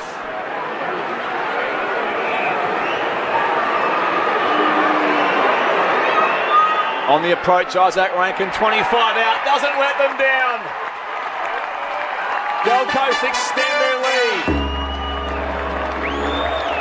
Out to a 13-point break, 8:11:59. Collingwood 6:10:46. And that's a new mark, or an equal. No, it's now the equal. It's an equal game high for a Gold Coast player in a game against the Pies. So there you go. Levi Casbolt did it earlier in the year. Yes. So there you go. Isaac Rankin, his 4th goal. And the Gold Coast Suns have momentum. Jeff White, Matthew Promise. They're all over the shop at the moment, the Pies defenders. They showed the replay behind the goals there, and Rankin's all by himself in the goal square. So they kick it out to the 2 tools. He's all by himself, reads it quicker and takes a mark on his chest. So they are under super pressure. They're smacking them in the contest, smacking them at centre bounce, getting a lot of repeat inside 50s and all over them. They've kept on going the way they finish off that 3rd quarter. Still trying to figure out what the shirtless guys behind the goals They've are got doing. some sort of thing across their... Yeah, I don't know what it is anyway. It's like the old American thing. There's Miller goes into the inside 50, looking for Rankin again. Buffeted off the ball there by Quainer. Quainer with the ball underneath him now. Now it's picked up by the Gold Coast. Hacked forward. Big chance. Chol. He tries to gather. Picks it up. He's tackled into the ground. Lets loose the pill. Could have been Ping. Holman. He has tackled as well in the forward pocket. Plenty of Pies around, and the umpire's going to ball it up. They're under pressure here. If they score again, the Gold Coast, the Pies could be in big trouble. Oh, just that last centre bounce. Geez, that was important for Collingwood. Margin hasn't gone beyond 18 points either way all game. Currently 13 Gold Coast way. Socket here by Josh Dacos. Picked up though by the Suns, and the firing shot on goal comes from 45 out across the face, this time from Anderson, and it's knocked through for a minor score. So 14 points now the Gold Coast lead, and again the Pies play on quickly from the kick out. Oh, it's not going to work out for them though. McCreary does well to go back to side bottom long down the line. Didn't find the hands of Collins. In comes Adams for the Pies, gets it and puts it back into the corridor. Markov couldn't pick it up, Dacos could. Gave it to Lipinski, lowers the eyes, he hits Degoe, who drops a pud. Then he gathers it, gets tackled into the ground by Lemons. Ball spills to the 50, Adams comes out. Anderson, the handball now to Miller. He's going to steady the ship. Little 8-iron finds Charlie Ballard, 60 from goal, and he'll just slow it down with the Gold Coast leading by 14 points. 8.5 gone, 4th term. That wasn't Jordan Degoe like. He looks out of sorts. He's somewhere else. Gold Coast by 14 points. Up the line they come through Ballard. 2-on-2. Witt's second bite. Taps it here to Oyer. Tries to slip the tackle of Rusco. Goes to ground. The umpire says, give it to me. Between wing and half forward commentary side. The Suns lead 8-12, plays 6-10, 9 gone final term. Quick ball up, emerging with it Holman. He's dumped here in the tackle Maynard, and the tackler is rewarded. Collingwood ball from left half back. Lifted a bit here, the Pies. Lipinski back with the flight, good mark. Rowell arrives late. Lipinski just slows things down for a moment. Gold Coast leads by 14. The former Dog goes inside forward 50, needs a marking target. Gold Coast numbers in defence. Elliott does the crumbing, straightens up from 45, not straight enough, it's a minor score. Collingwood 6-11-47, Gold Coast 8-12-60, margin 13, Zane Bojack on the boundary. Yeah, Jordan De Goey wouldn't want to drop too many marks like that, with a lot of rumours going around Brisbane today that Dan McStay met with a couple of Collingwood members. So, Jordan De Goey, he might be in a little bit of trouble at the end of the year if he keeps dropping ones like that. Yep, David Swallow on the outer wing, up and down towards half forward. Casbolt crashes the pack, brings the ball to ground, gives the Gold Coast a chance. Rowell picks it up, delivers, and puts it over the head of Rankin. Picked up by Hoskin Elliott for the Pies. Handball backwards to Murphy. Under enormous pressure. He tries to clear, but it ends up in the hands of Ballard. 50 from goal, and I tell you what, no, he's not going to sit back. He's going to kick it to the goal square, looking for Chol. It went over his head. If Charlie Ballard takes his time there, that is in his distance, I reckon. And they had men on. Ainsworth was all by himself, and he just overcooked the kick, I think. 61 plays 47, 14 points the margin. Suns lead. Pendlebury kicks out, finds Crisp. Short ball beyond defensive, 50 now for Elliott. He's at left half back. He's got options. The man breaking for him out in the middle is Crisp. On the end of it now, reels in the grab. Dummies the hand pass, holds it for a moment. Comes wider than the Narang River wing. Marked out there by Rusco from the outer logo. Keeps them going now. Myercheck, good contest coming late. Flanders at the drop though here. Josh Dacos, he's 45 out. Brings it back infield now, and it's marked by Cameron. Good chains from Collingwood. And Darcy Cameron takes the overhead mark, 20 out directly in front. That vision by Dacos. Oh, unbelievable. What about the kick to Cripps, though, in the middle? I mean, to take a risk at this time of the game. That was Elliott, wasn't it? Yeah. Unbelievable kick. Darcy Cameron. Couple of goals last week against GWS. This a very important one for the Magpies to cut the margin back to 8 points. On the approach, he has hit the post. Dear, oh dear. Margin 13, Gold Coast lead, 12 gone final term. Last Collingwood goal came towards the end of the second quarter. Turnover Gold Coast at the 50. Picked up by Swallow, tackled into the ground, so it's still inside. The Pies attacking 50. They're trailing by 13 points, 12 gone. Final term. What have we got? Their third inside 50 for the quarter with the Pies, so they need to take advantage of this ball down this end of the ground. Witts versus Cox. Witts gets it down. Rowell, tackled by Dacos. Ball spills. Ginnivan gets around a couple. Handball Cox. Now Crisp. Looping handball to Nick Dacos. He played for the free kick. He got tackled into the ground. Crowd wanted ball. Collingwood players wanted holding, illegal tackle. But the umpire's going to ball it up 40 out. Lucky. I reckon it would have been holding it. Yeah, close to holding the ball. Gold Coast by 13 points. Cameron wins it down. Big tackle here from Elliott. As the ball was locked in, the umpire balled up. I guess if you elect to tackle correctly and sort of account for the going low and everything else, you should be rewarded with holding the ball. Agree. Cameron. Rowell overran it. Worked away by Anderson. Marked by Oyer.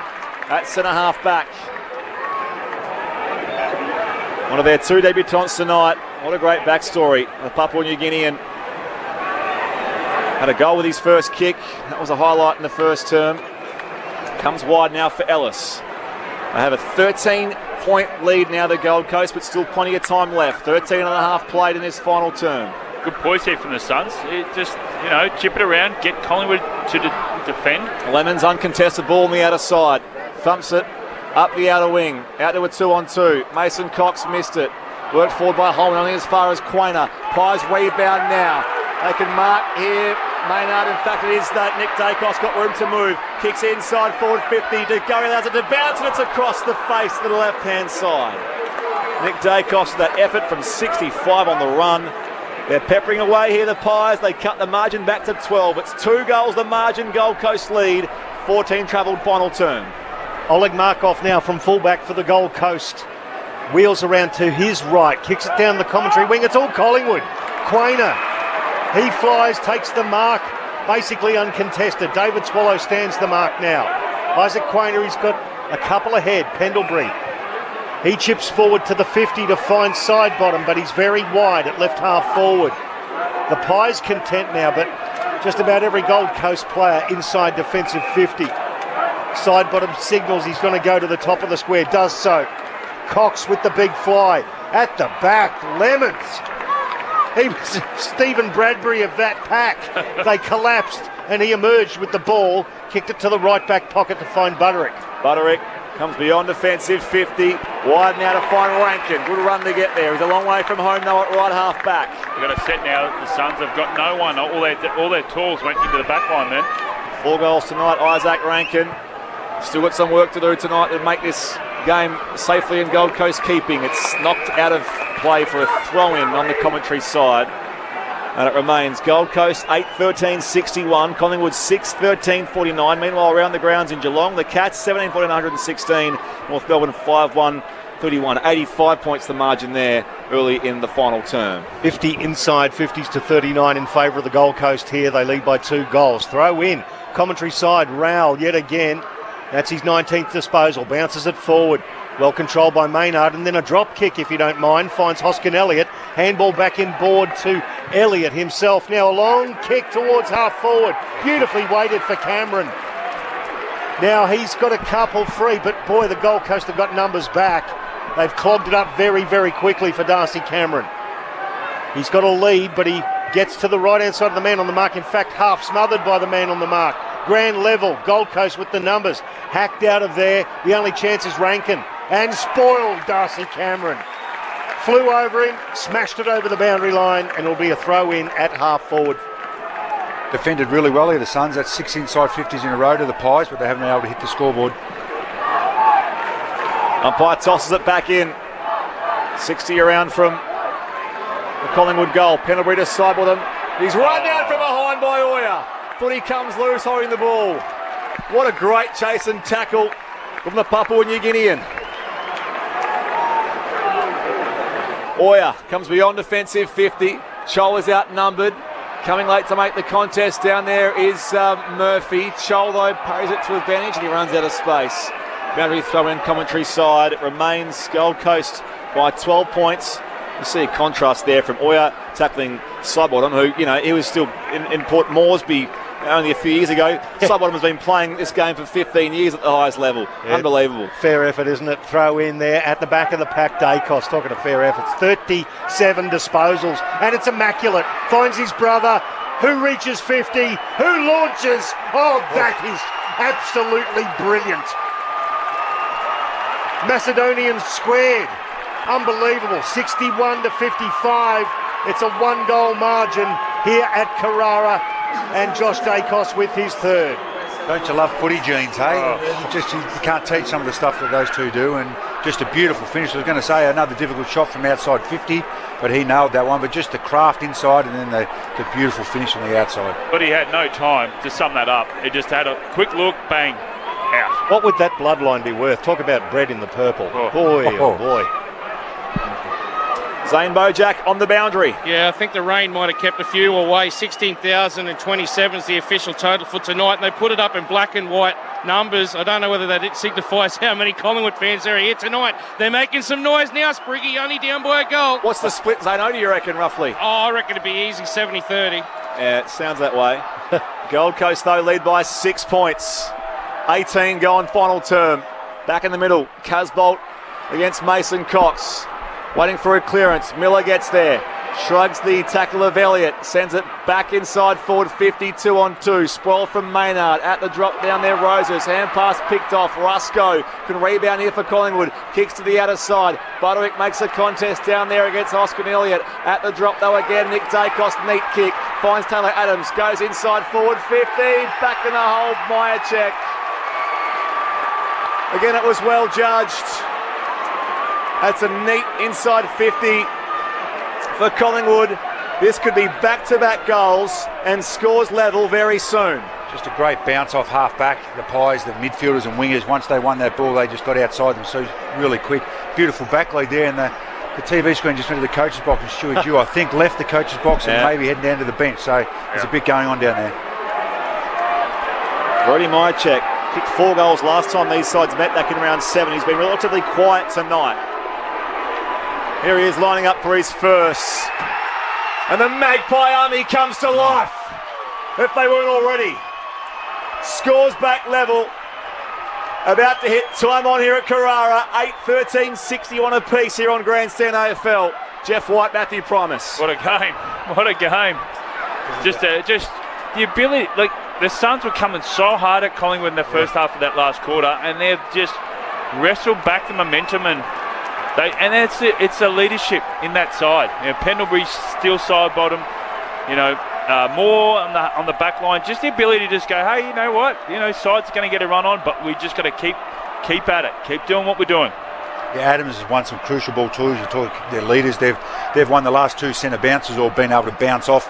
So the loss of a centre bounce, and that's been the important area. They've got better field position than the Suns. Didn't score a goal in the third term, and here they are, back level, 8-13-61 apiece. Got Witts back in the centre bounce now, the Suns. See if they can win this one and get it nice and deep. And the Gold Coast leading the clearances by 11. Witts got it down. Tuke Miller couldn't get his 10th clearance of the match. In fact, he did. Got it kicked inside 50. Oh, good bit of defensive work there came from Darcy Moore. Great mark. Chips forward dangerously to find Chris, but he was spoiled by Ainsworth illegally, says the umpire. So, lucky. Yeah, very fortunate. Will be a free kick. Those marking defenders are worth their weight in gold, aren't they? That Crisp just plays on around the man on the mark, goes beyond defensive 50, gives his kick a bit more distance, carries over the back of the pack.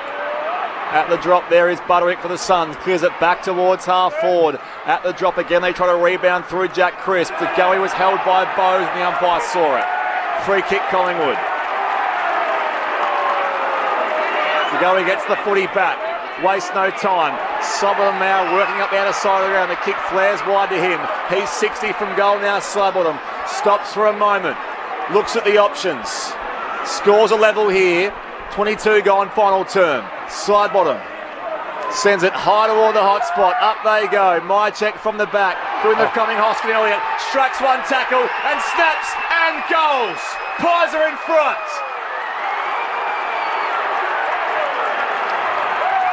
Momentum with the Magpies. They've kicked 3 in a row to lead by a kick. 9-13-67. Gold Coast 8-13-61. 22 played final term. ABC Sport, this is a grandstand finish on Grandstand AFL. Unbelievable. What a front centre from Hoskin Elliott. And then to finish off on the on his non-preferred. What a comeback from the Pies. You spoke about it, Whitey, the leadership. I like Sidebottom. He went back and he waited till their forwards could reset so they could get numbers deep rather than play quick. Once all the numbers were there, he banged it long to a great area. Great front and centre scrum, but I love the leadership from Sidebottom just to slow down the game and give him an easy shot. And even with that, when he'd taken the mark outside 450, Pendlebury was there telling him to kick it in. 27 disposals for Steele's Sidebottom so far. We're back into the middle, and it falls at the feet of the ruckman. Umpire says it's all tangled up. Let's just throw it up again. So Witts versus Cox. Cox wins this one. McCreary enters. Handball back to Pendlebury. Now they're up and about the Pies. Run to Hoskin Elliott. And he chips forward towards Elliott.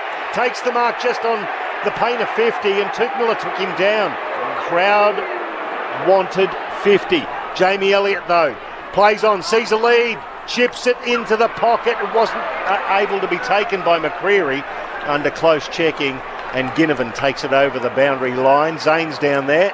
Yeah, Craig McRae wasn't happy with that last decision. Both coaches are here on the bench trying to get their sides home in this close match. Collingwood by 6 points. Stoppage inside 50 for them. Back in it comes. Witts in front of Cameron. Clean tap. They'll clear here through Anderson. High ball back to the bullseye. Coming in late, Scholl. Only as far as Crisp. He can send them back inside 50. He shanks the kick. Set a dangerous task down there for Nick Dacos. Now they bring it away, the Suns, through Bowes. His kick was untidy as well. Socked forward though by Touk Miller. Out to the flank it goes, end over end towards the boundary line. Holman competes down there with Murphy. I reckon it's out of bounds. The umpire says yes. We'll throw it back in. 65 around from the Gold Coast goal, southern end.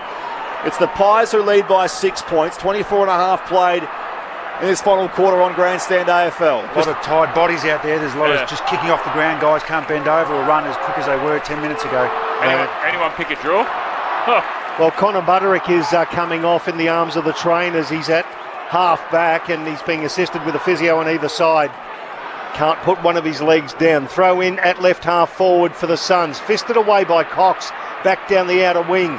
Jamie Elliott enters the fray, toes it towards the boundary line. Tracking there is Myercheck, and we'll get a throw in on the Nerang River wing. It's the right leg that he's lifting in the air, Connor Butterick, as he comes off the field. Zeno, can you see that? It looks like his right knee. He got caught, trapped underneath maybe Maynard. I just couldn't work out who the Collingwood player was, but he's in a lot of trouble here, Connor Butterick. Back from a hamstring with this game, and now a possible knee injury. Back in it comes. First of the football, Anderson, hand pass.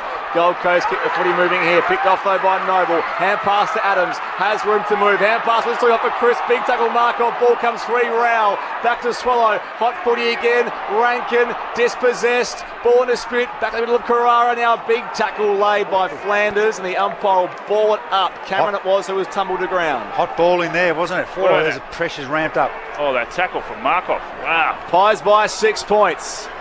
It's a ball up right in the middle of the ground. Witts taps it out the back.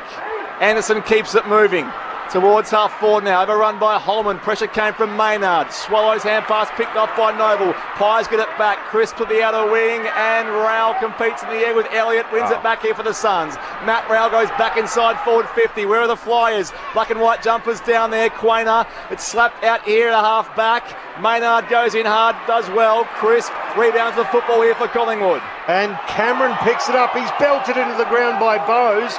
Crowd wants either holding the ball or in the back. The umpire says, I'll have one each way and I'll ball it up. There's a player down. In fact, there's a couple of players down. There's a bit of carnage. Yeah, they've called for a stretcher, I think. Darcy Moore and Ben Ainsworth, I think you'll find. Holding his knee, Moore, and Ainsworth his ankle. That could be an awkward clash. They both actually don't look very comfortable at all. They're inside the attacking 50 for the Gold Coast, and Darcy Moore. Ainsworth's getting up, but I think he's hurt his ankle maybe. Yeah, Moore's holding the knee as if Moore's holding his knee. Oh dear, this is... Just having a look at it on replay. Oh, a hyperextension on Darcy Moore. Yeah, the left knee, the hyperextended one, and it looks like Connor Butterick. Oh, gee, Darcy Moore. No, so Ben Ainsworth, sorry. He landed.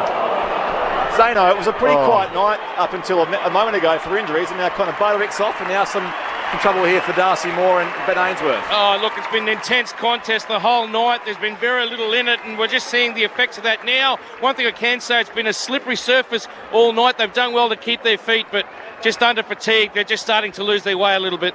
Oh, dear. Darcy Moore now with a trainer on either side coming off. Looks like he hyperextended that left knee, so that's another player off. Connor Butterick's already been ruled out of the match. The stretcher coming on as was the protocol because it was called for. It has to come on now, and Darcy Moore being put on it so he can be taken off. But he's lifted the hand up. He seems to be in reasonable comfort.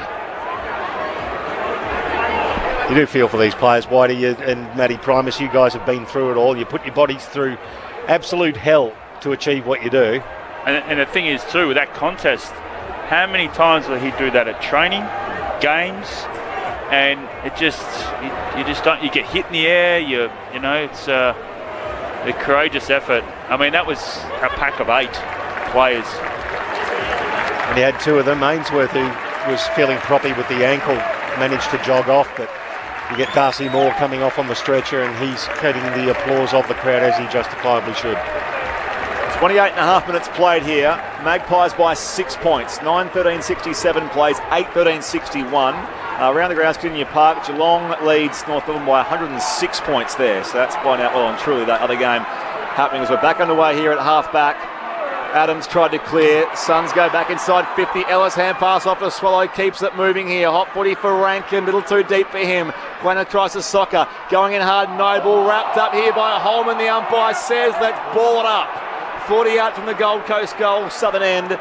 They trail by 6 points. About to hit the 29-minute mark here at Carrara. Stewie Dew on the bench now. Anxious as he urges his team along. Brandon Ellis gathers it on the paint of 50 to the goal square, off hands and side bottom. Takes it through for a point. Important point. 67 plays 63. The Pies by 4 points. 29 gone, final term. Try and get this down the other end of the ground. Collingwood by a bit of chip and mark and then get a bit of field position on the Suns. Pendlebury plays on the left back pocket. Thumps it long beyond defensive. 50 from the kick out. That's off hands and over for a throw in at left half back for the Magpies. Brad from Beauty Point in Taz, thank you for your text. 0437 774 774. We'll take plenty of those post game in the wash up here. Still anyone's game. Magpies by 5 points. To go, he run down on a two-man tackle. Miller was in there first. Loose footy picked up by Adams. He can clear across the half-back line. Half-volley pick-up was awkward for Ginnivan. Miller comes the other way. Good courage. Lemon swoops in here for the Suns. Witts can't control it. Knocked out back towards Collins. Goes the Fenn. Dropped the footy on the commentary logo. Picked up. It's going to be holding the ball. Collingwood's tacklers rewarded. Great work it was from Darcy Cameron, who was in there. Laid the tackle on Collins, and Darcy Cameron has the footy, the Albany lad. Collingwood by 5 points. We've just hit the half-hour mark. So Cameron now towards the boundary line. That's a well-weighted kick, and Ollie Henry comes out and receives it. Brandon Ellis just wondering where his support was. So Oliver Henry forward to the centre wing, commentary side, urged to play on now. Time running out for the Gold Coast. Long kick. Off hands now. It's hacked forward by Casbolt. It might come back. Henry flew. Spoiled by Ellis. Roved by Rosas. No. He hacks it forward, but it's all Pies. Myercheck, who's dropped back to halfback, gathers and takes his time. From centre halfback. Comes up the spine here for Crisp. You had Swallow coming late. Dave Swallows hit the deck. Crisp, meanwhile, flares it wide to Pendlebury at left half back. He'll cede some ground to go inside. Defensive 50 back to Myercheck. Suns are trying to man up on every spare Collingwood defender here. Seconds tick down here. Magpies by 5 points. They're chasing 6 straight victories. Myercheck comes beyond defensive 50. Out to a 3-on-2. Casbolt in from the side, can't control it. At the drop, Darcy Cameron. In comes Rowell. Plucks it free. Loads up, goes inside forward 50. Looking for a flyer. Joel is too deep. Coming through, Chris tumbles in the tackle, right on the paint of 50. The umpire says, let's let it play. And now we will ball it up. 55 out from Gold Coast goal with just seconds left. They've only got 2-1 forward. Collingwood ahead of the ball. All the rest are either at the stoppage or behind the ball. Can the Pies hang on? Witts to the outside. Slapped forward by Rosas. Ellis beaten to it by Maynard. That might be it. The Magpies hang on. Half a dozen on the bounce for Craig McRae's men. It was a tough contest on the Gold Coast, but they prevail by 5 points. 9-13-67 to Gold Coast's 8-14-62. Side we stick together to uphold the Magpies' name. See the barricades are shouting, as all barricades shout. Ships a cakewalk for the good old Collingwood. For the winners, 3 first half goals for Jack Ginnivan, 3 for Josh Dacos, singles for Henry, Myercheck, and an important one for Will Hoskin Elliott. While for the Gold Coast Suns, 4 for their live wire Isaac Rankin, 4 goals, 1 for him, singles for Casbolt, Charles Anderson, and the debutant, one of 2 tonight, Huago Paul Oya from Papua New Guinea. What a story that was, but the home side have their colours lowered by the Magpies, winners by 5 points. Good old Collingwood forever, they know how to play the game. Side by side they stick together to uphold the Magpies' name. See the barricades are shouting, as all barricades shout. Ships a cakewalk for the good Scores level at quarter time. Collingwood led by 9 points at half time. It was a 1 point lead to Gold Coast at the final change. The margin didn't get beyond 18 points either side all game, and in the end, Collingwood, plucky as ever, hang on for a 5 point victory here in southeast Queensland. For their troubles, they have 6 wins in a row and go up to 6th on the ladder now. The Collingwood Footy Club. What a win for them. What a game it was here. And as we catch our breath, the thoughts of our experts, Matthew Primus and Jeff White. Well, Whitey, just a great game. The Suns played their brand of footy for a fair bit of time. Just a bit of composure, more going inside 50 over the whole game. I thought, they won contested ball, won stoppages, won the inside 50 battle. They denied the Pies a lot of the ball in the second half, but just their efficiency going inside 50 compared to Collingwood's for the game was really the telling difference in a very tight game. Even the last bit there, Rosas got one off the half back line and just blindly kicked it, and he's only played a few games, but kicked it straight to Collingwood's spare defender instead of realising where my numbers might be or use his leg speed. So just little bits of inexperience and a little bit of composure and a lack of leadership and experience around the ground cost them. But look, they go away with they don't lose any fans out of that contest, but last week was a poor loss for them, or a bad loss for them as in the effort they gave, and tonight's game too, that's another one that's gone missing from them, and there nearly maybe goes their chance of the top 8. But Collingwood was super brave too, and they're an exciting team to watch. Yeah, what an outstanding performance from both sides. I thought we all said that the Suns great third quarter, first half that last quarter was outstanding, but then Collingwood just had that poise, didn't they? They were able to get their hands on the ball, they were able to use it, they were able to continue to press. And that's the thing with the good sides, that they have their game style, they stick to their game style, they keep going at it. Sometimes they might stuff it up, they might miss those kicks that go inside the corridor, things like that. It's the ability to just stick at it, and geez, they're a fit side too. The fitness was once they won the ball inside, or they were able to win contests off their half back line, their ability to run and get outside the Suns was super impressive. Now they absolutely got belted in the clearances. The centre bounce clearances, Gold Coast 13-4 and Gold Coast 42-28 in the clearances all over. And the inside 50s 54-46, but they found their way. The Gold Coast really wasteful. Efficiency inside 50, only 35% with their 54, but 46% Collingwood. So again, it's that last touch or that last delivery, the polish that you need at the end of the play. Well, both teams only kicked 2 goals from stoppages, so even though the Suns had a dominance in that area, it didn't correlate to massive inside 50 numbers or a big score source for them. And I think the Pies handled that really well, because they knew that is a super strength of the Suns all year, and they were able to hide that and keep it away from being a strength of the Suns. 16,000 in the building here tonight. A great many of them are wearing black and white, so the Collingwood players have sort of dispersed from their little post-game huddle and gone to see their fans with the mini footies and greet them in all parts of Carrara Stadium. The injury carnage will be part of the narrative as well out of this game, regrettably. And Connor Butterick, it's worth noting, did his ACL in his right knee early last year as well, didn't he? So I think it was the same knee tonight, wasn't it? The right? Well, I thought it was an ankle. He got stuck. Oh, yeah. He got stuck. So we don't know whether it was the knee or the ankle. So that's one of the things. Darcy Moore came down heavily on his left knee as well, and hyperextended that. That's the scary one, isn't it? Because you just don't know with the hyperextension. No, you don't know whether you have joint or cartilage damage or the way he laid down. Without, we're not doctors, but the way he laid down and just held his knee and didn't want to get up, suggested something serious, didn't it? Meantime, Geelong have beaten North Melbourne by 112 points at Virginia Park, so a matter. I think we had the good one here. 5 points, Collingwood winners over the Gold Coast Suns, and what that does is put the Pies up into 6th. The Swans lost earlier today, so as far as those permutations for the 8, with only still 7 weeks left. We'll chat about the run home for the Pies and what's ahead of them. Because North Melbourne, so what's that do to Geelong with their win? That will then... Their percentage will go through the roof. Yes, so percentage boost, but they still won't quite catch Melbourne, who had that big sort of percentage boost at the start of the year. So they're still a game behind.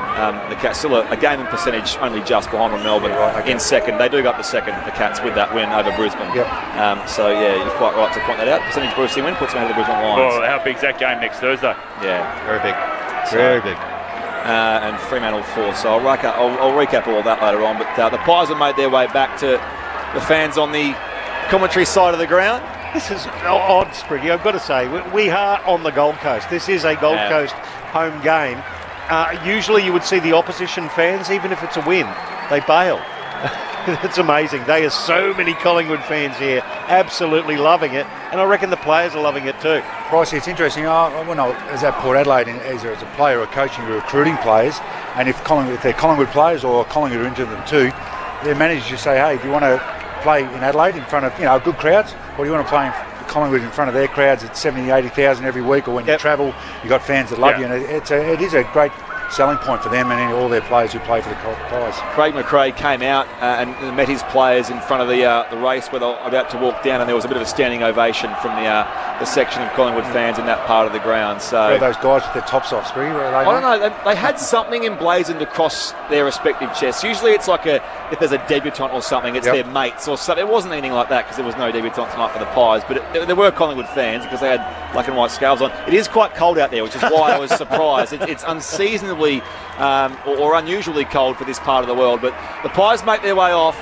We'll have Zane Bojack down in the rooms, and it's Collingwood who have won by 5 points here tonight.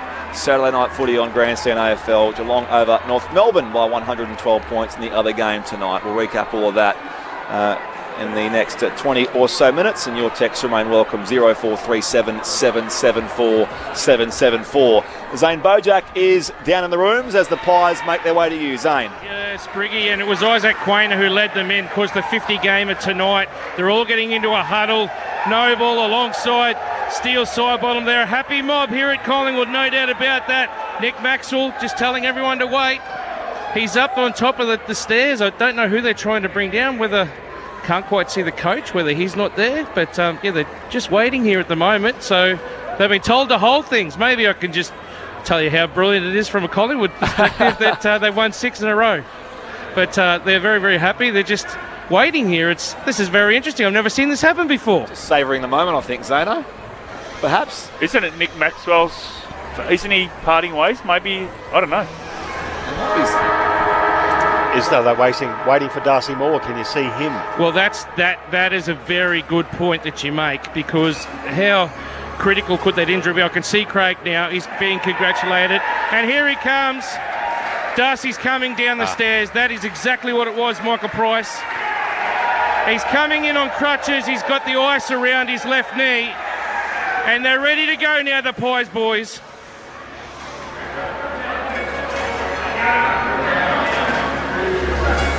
Or maybe they're not. Here they go. They're in their huddle now.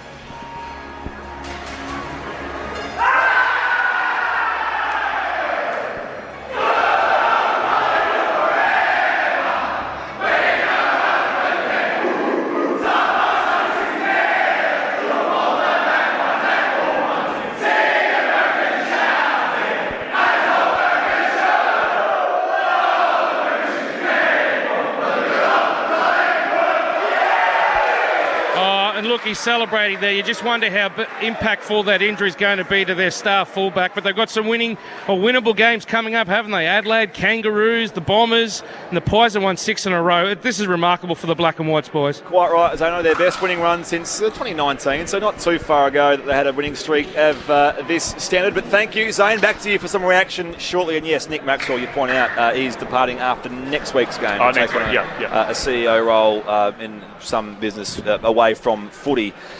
Seeing Mitch Duncan chat off as well at Kinnear Park as far as Geelong's 112-point win over North Melbourne is concerned, but here the Pies 5 points to the good over the Gold Coast Suns, 6 wins in a row. A couple of your texts quickly. Enjoy the call and commentary as usual. My concern are the ageing players. Do we have the players to come up as others wane with age? Hoskin Elliott is a very good player, says M from Melbourne. I think they've got the balance right. I mean, you talk about some of the players in the Collingwood side, like Jack Ginnivan that is coming through, like Nick Dacos, who was a rising star on as well this year. He was good tonight, as was Josh, who's by no means an old player himself, his brother.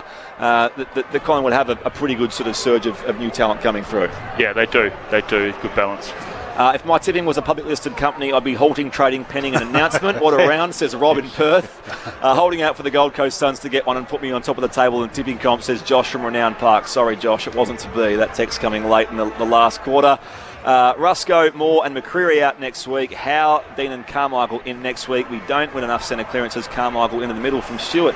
You're a hard marker, Stewart. The side just had a good plucky win against the Gold Coast Suns under close circumstances, but I appreciate you're always thinking about next week. And as Zane mentioned, next week it is for the Pies. They've got Collingwood, they've got North Melbourne at the MCG Saturday afternoon, and then some winnable games, is putting it lightly. After that, Adelaide, Essendon, Port Adelaide round 20, Melbourne, Sydney, Carlton to finish off some tougher ones. But the run home for the Pies, realistically, where can they go? Where can they get to? They are 6th at the moment. What do you like about the Pies and what you're seeing from Craig McRae's team? Well, what I've been really impressed with, I've seen him a couple of times this year now, and that's first time live, is their ability to really get on the defensive side really quick.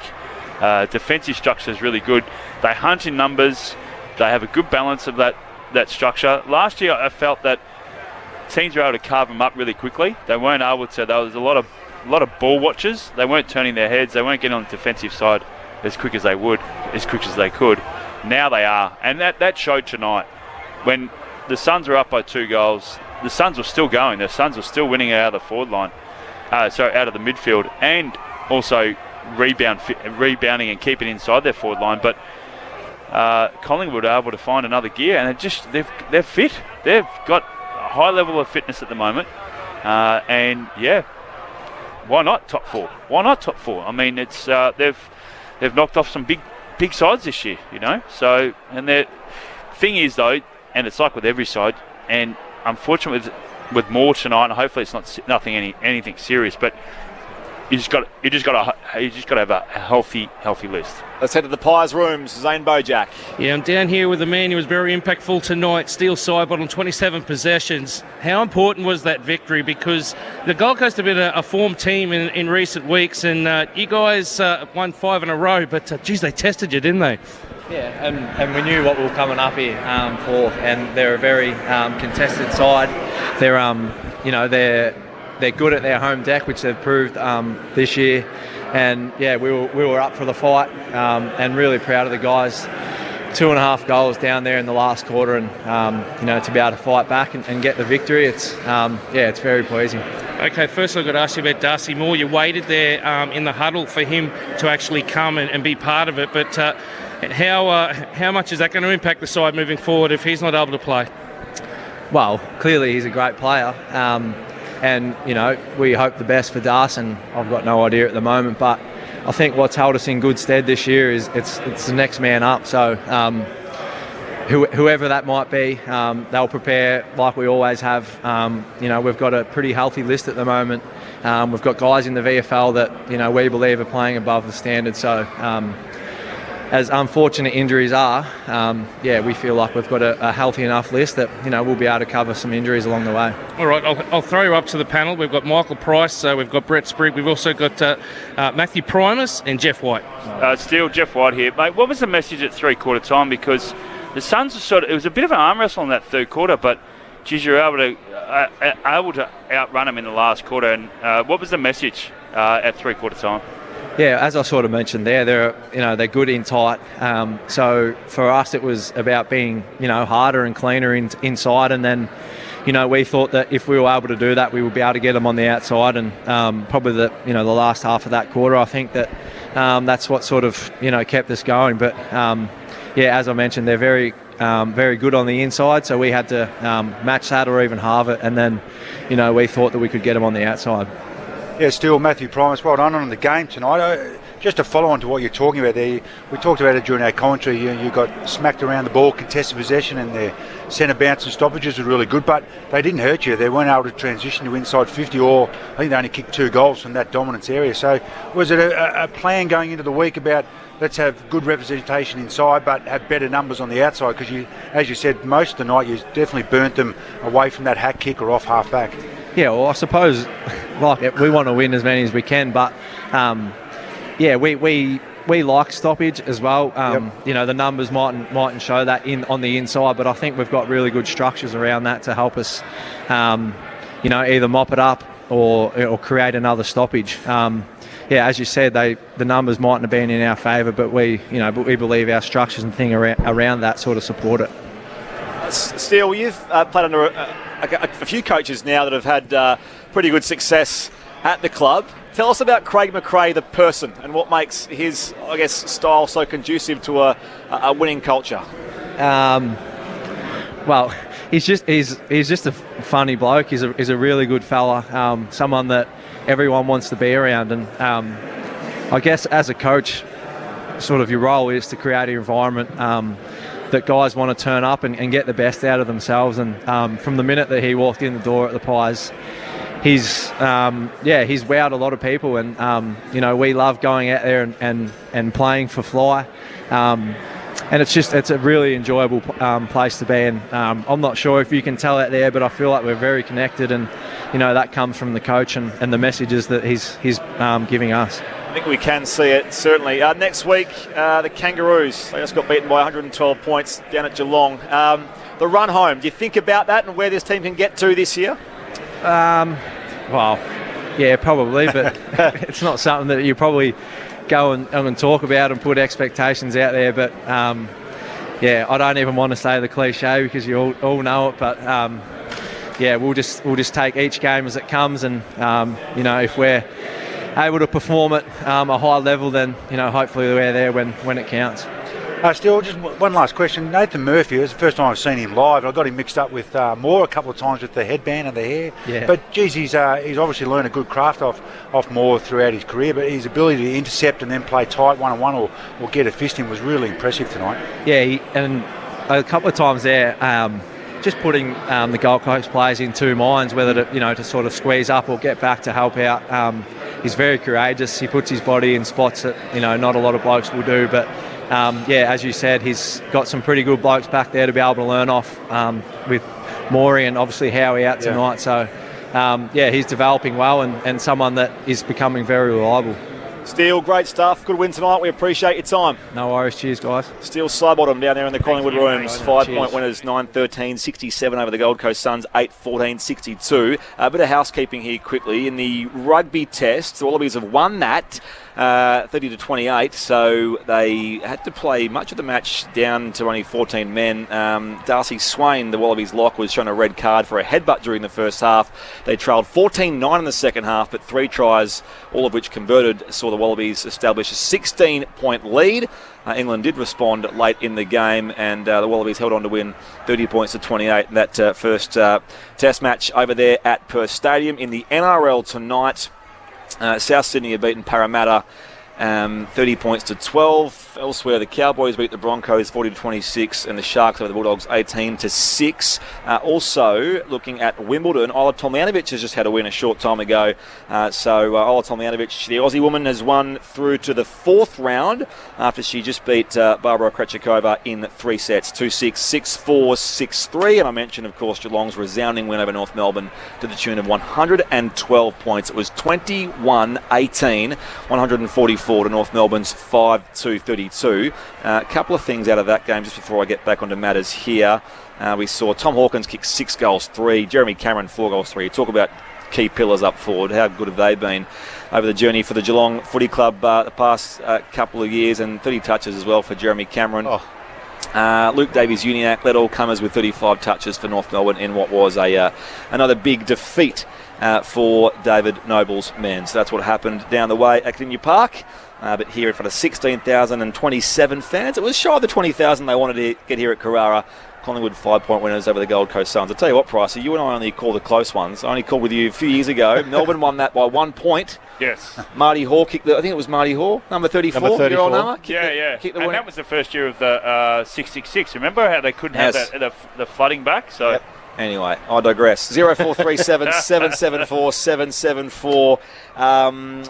We'll wrap things up here. Give us a few numbers if you can. Okay, I just got to go through the individuals very quickly. Tuke Miller, 31 disposals for the Gold Coast, 10 clearances, 10 tackles, 7 inside 50s. Noah Anderson with 30 and 6 clearances. David Swallow, 24, 7 clearances, 7 inside 50s. For the Pies, Nick Dacos, 37 disposals, again at 91% kicking efficiency, 3 clearances, 2 tackles and 4 inside 50s. Steele Sidebottom we just talked to, 27 disposals, 5 tackles. tackles and a couple of inside 50s. The Pies were plus 26 in disposals.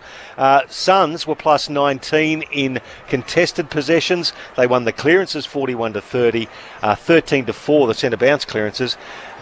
Inside 50s, the Suns as well, 54-46. But the scoreboard, the Pies won by 5 points. That was the important stat. That they did. A couple of things out of tonight's game. So Jordan De Goey is the curious one. That was part of the story coming in, I suppose, as far as how he responded to all the criticism the past few weeks, the sanctions from the AFL. He sort of delayed his return to footy. He didn't come to training until midway through the week. This week coming in.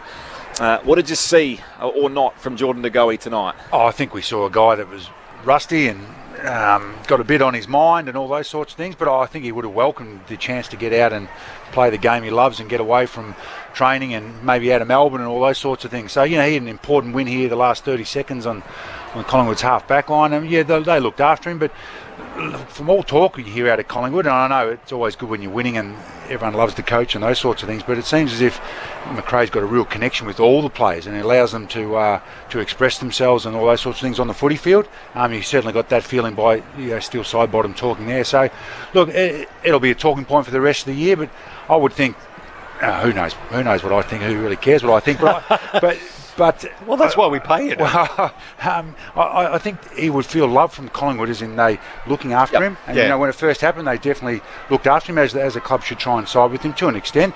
And then bringing him back in off a couple of days of training showed that, hey, we want you back in our team. You're important to us. We'll look after you, but we want to get you back in here and put our arms around you. They may ignore it, but players are certainly aware of the outside noise in situations such as this, where there's criticism for one of their players, and they will often throw their arms around that player, obviously. But and they started him in the centre tonight. Yep. They started him right in the centre. But if anybody's going to look after their players, it will be Craig McRae. Fortunate enough to have worked with him for a couple of years quite closely. And Craig is the kind of human being who you describe as a mozzie. He must prepare. He must over-prepare for things. But he has got the energy of a man possessed. And it's not a misguided energy. It's an absolutely focused energy. And he brings that. And I suppose it just overflows onto other people, and he creates good relationships. It's not like you can, like the old alphas can't coach like the modern generation. You can't bang the table and beat them over the head with a 4x2. You must actually create a nice working environment, and he's done that. And it was a great fit, coming off what they had, the media glare under Nathan Buckley when it wasn't working for them. They become stagnant on the footy field and all those sorts of things. It's their coach. He's coming with a freedom and an energy and a personality, and that's come onto the way they play. Their style of footy certainly replicates how he must be off the field. The Gold Coast, back-to-back losses by less than a kick. So 2 points against Port Adelaide last week, 5 points tonight. So near yet so far. It's the difference between being potentially, 8 and 6 or now 7 and 8. Have it again. 9 and 6 or 7 and 8. Positives though, Isaac Rankin, he's now kicked 7 goals in 2 weeks. We know that his stocks are very much on the rise. He's a tremendous player. What did you like tonight from a Gold Coast point of view? I just like their intensity. Q's been here, Pricey's been here. You go back last 5 years, this time of year, that's just been uncompetitive. They haven't been in the game. They've given a quarter or two, or that's it. They nearly won tonight. They nearly won last week away. They're showing, and this will harden them up. This is where you build the resilience in your side. You go away last week. I always used to love, I don't know about you, Matty, but the wins away. Those interstate trips when you have a win, just you're together. You feel like it's, it feels like an 8-point win more than a 4-point win, but they played really well last week. They played really well tonight. They've got a good style of, a really good game style. There's a lot to like, and they've got a chance. I'll give you one thing. Huago Paul Oyer. Oh, yeah. That's a positive tonight. I mean, we came here tonight not knowing an awful lot about, that he wouldn't be playing. I know that if you've been here, you've seen him in the NEFL or the VFL now and seen him around the place. He's had a few years now with the Gold Coast Suns, international scholarship holder from PNG. First touch, first goal, as you called Pricey. That is a special thing, not only for him and his family, but we talk about the growth of the AFL. That's authentic. There's a guy who, grew up loving Aussie rules in Port Moresby. Here he is in the big time. It was a huge moment. Oh, good, great moment, and great for their the Suns' development, and also for them to show how serious they are. And I think you asked where they are now. They're a team that are in every game every week. They've now got their ability or inability to get injured and lose half their list in the second half of the season, as Whitey mentioned, and just get flogged all the time. They're now going to be in every game right to the end of the season, and they're that mature through the lines. They can now afford to bring in young guys or guys who have really got to earn it in the VFL or the NEFL, which previously they never did. Yes. So sometimes the guys got to spend 5-6 weeks there to be able to get their opportunity to come in, because their team is pretty much settled. You know, a lot of guys have played a lot of footy together, and that's why they go to Adelaide and push Port Adelaide. That's why they nearly push Collingwood here, and I'm sure next week they'll push Richmond all the way to on their home deck here, because they have matured and they play the footy in the right manner. Their brand of footy is going to stand up week in, week out. Richmond's no fait accompli here, absolutely. Next week, I think the Gold Coast were a big chance, but I love the way the youngsters came through, like Malcolm Roses as well. But it was, for mine, over the last several weeks, he's been building. His mate who got picked at number 129 draft, Matt Rao, but Noah Anderson he's a slow burn, and he's met Matt at the same level now. Yep. He is absolutely burning them and averaging 30 touches. Highlights coming to finish. The 3-2-1 Player of the Year votes. Jeff White, how did they fall tonight? Yeah, we went one vote for Rankin. We thought that he was just dynamic, and it wasn't only just the 4 goals that he kicked. I think what the coaching staff at the Gold Coast Suns are really impressed with is just coming up, his pressure, his ability to put opposition under pressure when they're coming out of the back line. So it was an outstanding game. 2 votes to Took Miller. We couldn't leave him out, I guess. 31 possessions, 10 tackles, clean below his knees, like he always does. I think he's just an outstanding footballer, the engine of the team. We go 3 votes to Dacos. 37 possessions. Nick? Yep. Well, yeah, Nick, 37. Yep. Josh kicked 3. Yeah, he played well. It's a fair family tree. Yeah, it is a fair family tree. But not only just the possession but that kick, that switch kick to his brother Josh to finish off that goal in that last quarter was just all class. Yep. So 3 to Nick Dacos, 2 to Took Miller, and 1 to Isaac Rankin. Next week, the Suns have got Richmond here at Carrara, so back at home Saturday for the twilight game. You'll be here for that, Pricey, and the boys, I imagine. Collingwood v North Melbourne at the MCG Saturday afternoon. So, again, it's that run home for Collingwood, which may see them add to their 6 straight wins. Here tonight, they were victorious by 5 points. Thank you, Whitey. Thank you, Matthew Primus. Thanks for coming out, mate. Good to see you. Spriggy. Thanks for having me. Thank you, Pricey. Thanks, Spriggy. Thanks to Nee on the faders here at Carrara Stadium. To Zane Bojack, of course, who saw his 2 favourite teams here tonight and a win for the Pies, who are his number 1 team. Back to parental leave for you, Zane. Thank you very much. And to the team back in the studio as well. Thank you, most importantly, to you for your company. Winners today, Essendon over Sydney, Melbourne over Adelaide, Geelong over North Melbourne by 112 points, and here 5 points Collingwood over the Gold Coast Suns. That's all from us here from Carrara. Good night from us here on Grandstand AFL. Back tomorrow. Suns move it quickly here across the outer wing. Mark just forward of halfway. Swallow inside forward. 50 finds the chest of Mabior Chol. Connects from 40. Straight over the goal umpire's hat. The Suns have the first. Rode by Ainsworth. Here he is. Oya. First touch in footy. And it's a goal. Fairy tale. Away goes Paul Oya. The first pup in the Guinean to come through the development system. First touch. Oh, that is brilliant. Collins picks it up off the deck. Handball indiscriminate. Ginnivan has a crack. And Ginnivan kicks a goal. He had a split second to deal with that. And a great little snap on the left. Finds Adams inside 50 by hand. He can kick up the line. Ginnivan takes the mark. Just up above the boundary line. The umpire has played it. Not far from where he kicked that last goal on the run a moment ago. It's for back-to-back goals from Collingwood, and Jack Ginnivan crosses the boundary line to kick, brings it back superbly. Oh, he's a star. Oya, handball, Rankin. Oh my goodness. Isaac Rankin. There's the X factor. Smothered here by Rao. Great second effort going inside forward 50 here, and it's marked by Cheetahs. It dropped in his lap, 35 out, lays off the hand pass to Rankin, not quite set, but kicks in a hurry and nails the finish. That was unselfish from the debutant James Cheetahs. knocked away here for Swallow. Goes back inside forward 50. Quainer in the contest with Rankin. Second, third bite. Rankin goes off the deck from the pocket, and it's all the way there. That is freakish. Isaac Rankin, that's in the conversation. That's his third. Dacos got a fair effort. 37 disposals, and it's immaculate. Finds his brother, who reaches 50, who launches. Oh, that is absolutely brilliant. Side bottom, sends it high toward the hot spot. Up they go. Mycheck from the back, through the coming Hoskin Elliott. Strikes one tackle and snaps and goals. Pies are in front. Ellis beaten to it by Maynard. That might be it. The Magpies hang on.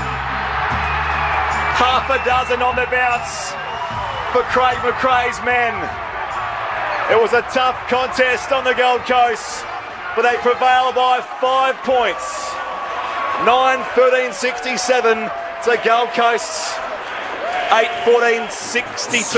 By side they stick together to uphold the Magpies' name.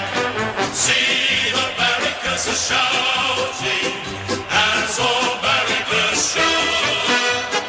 Oh, the premierships are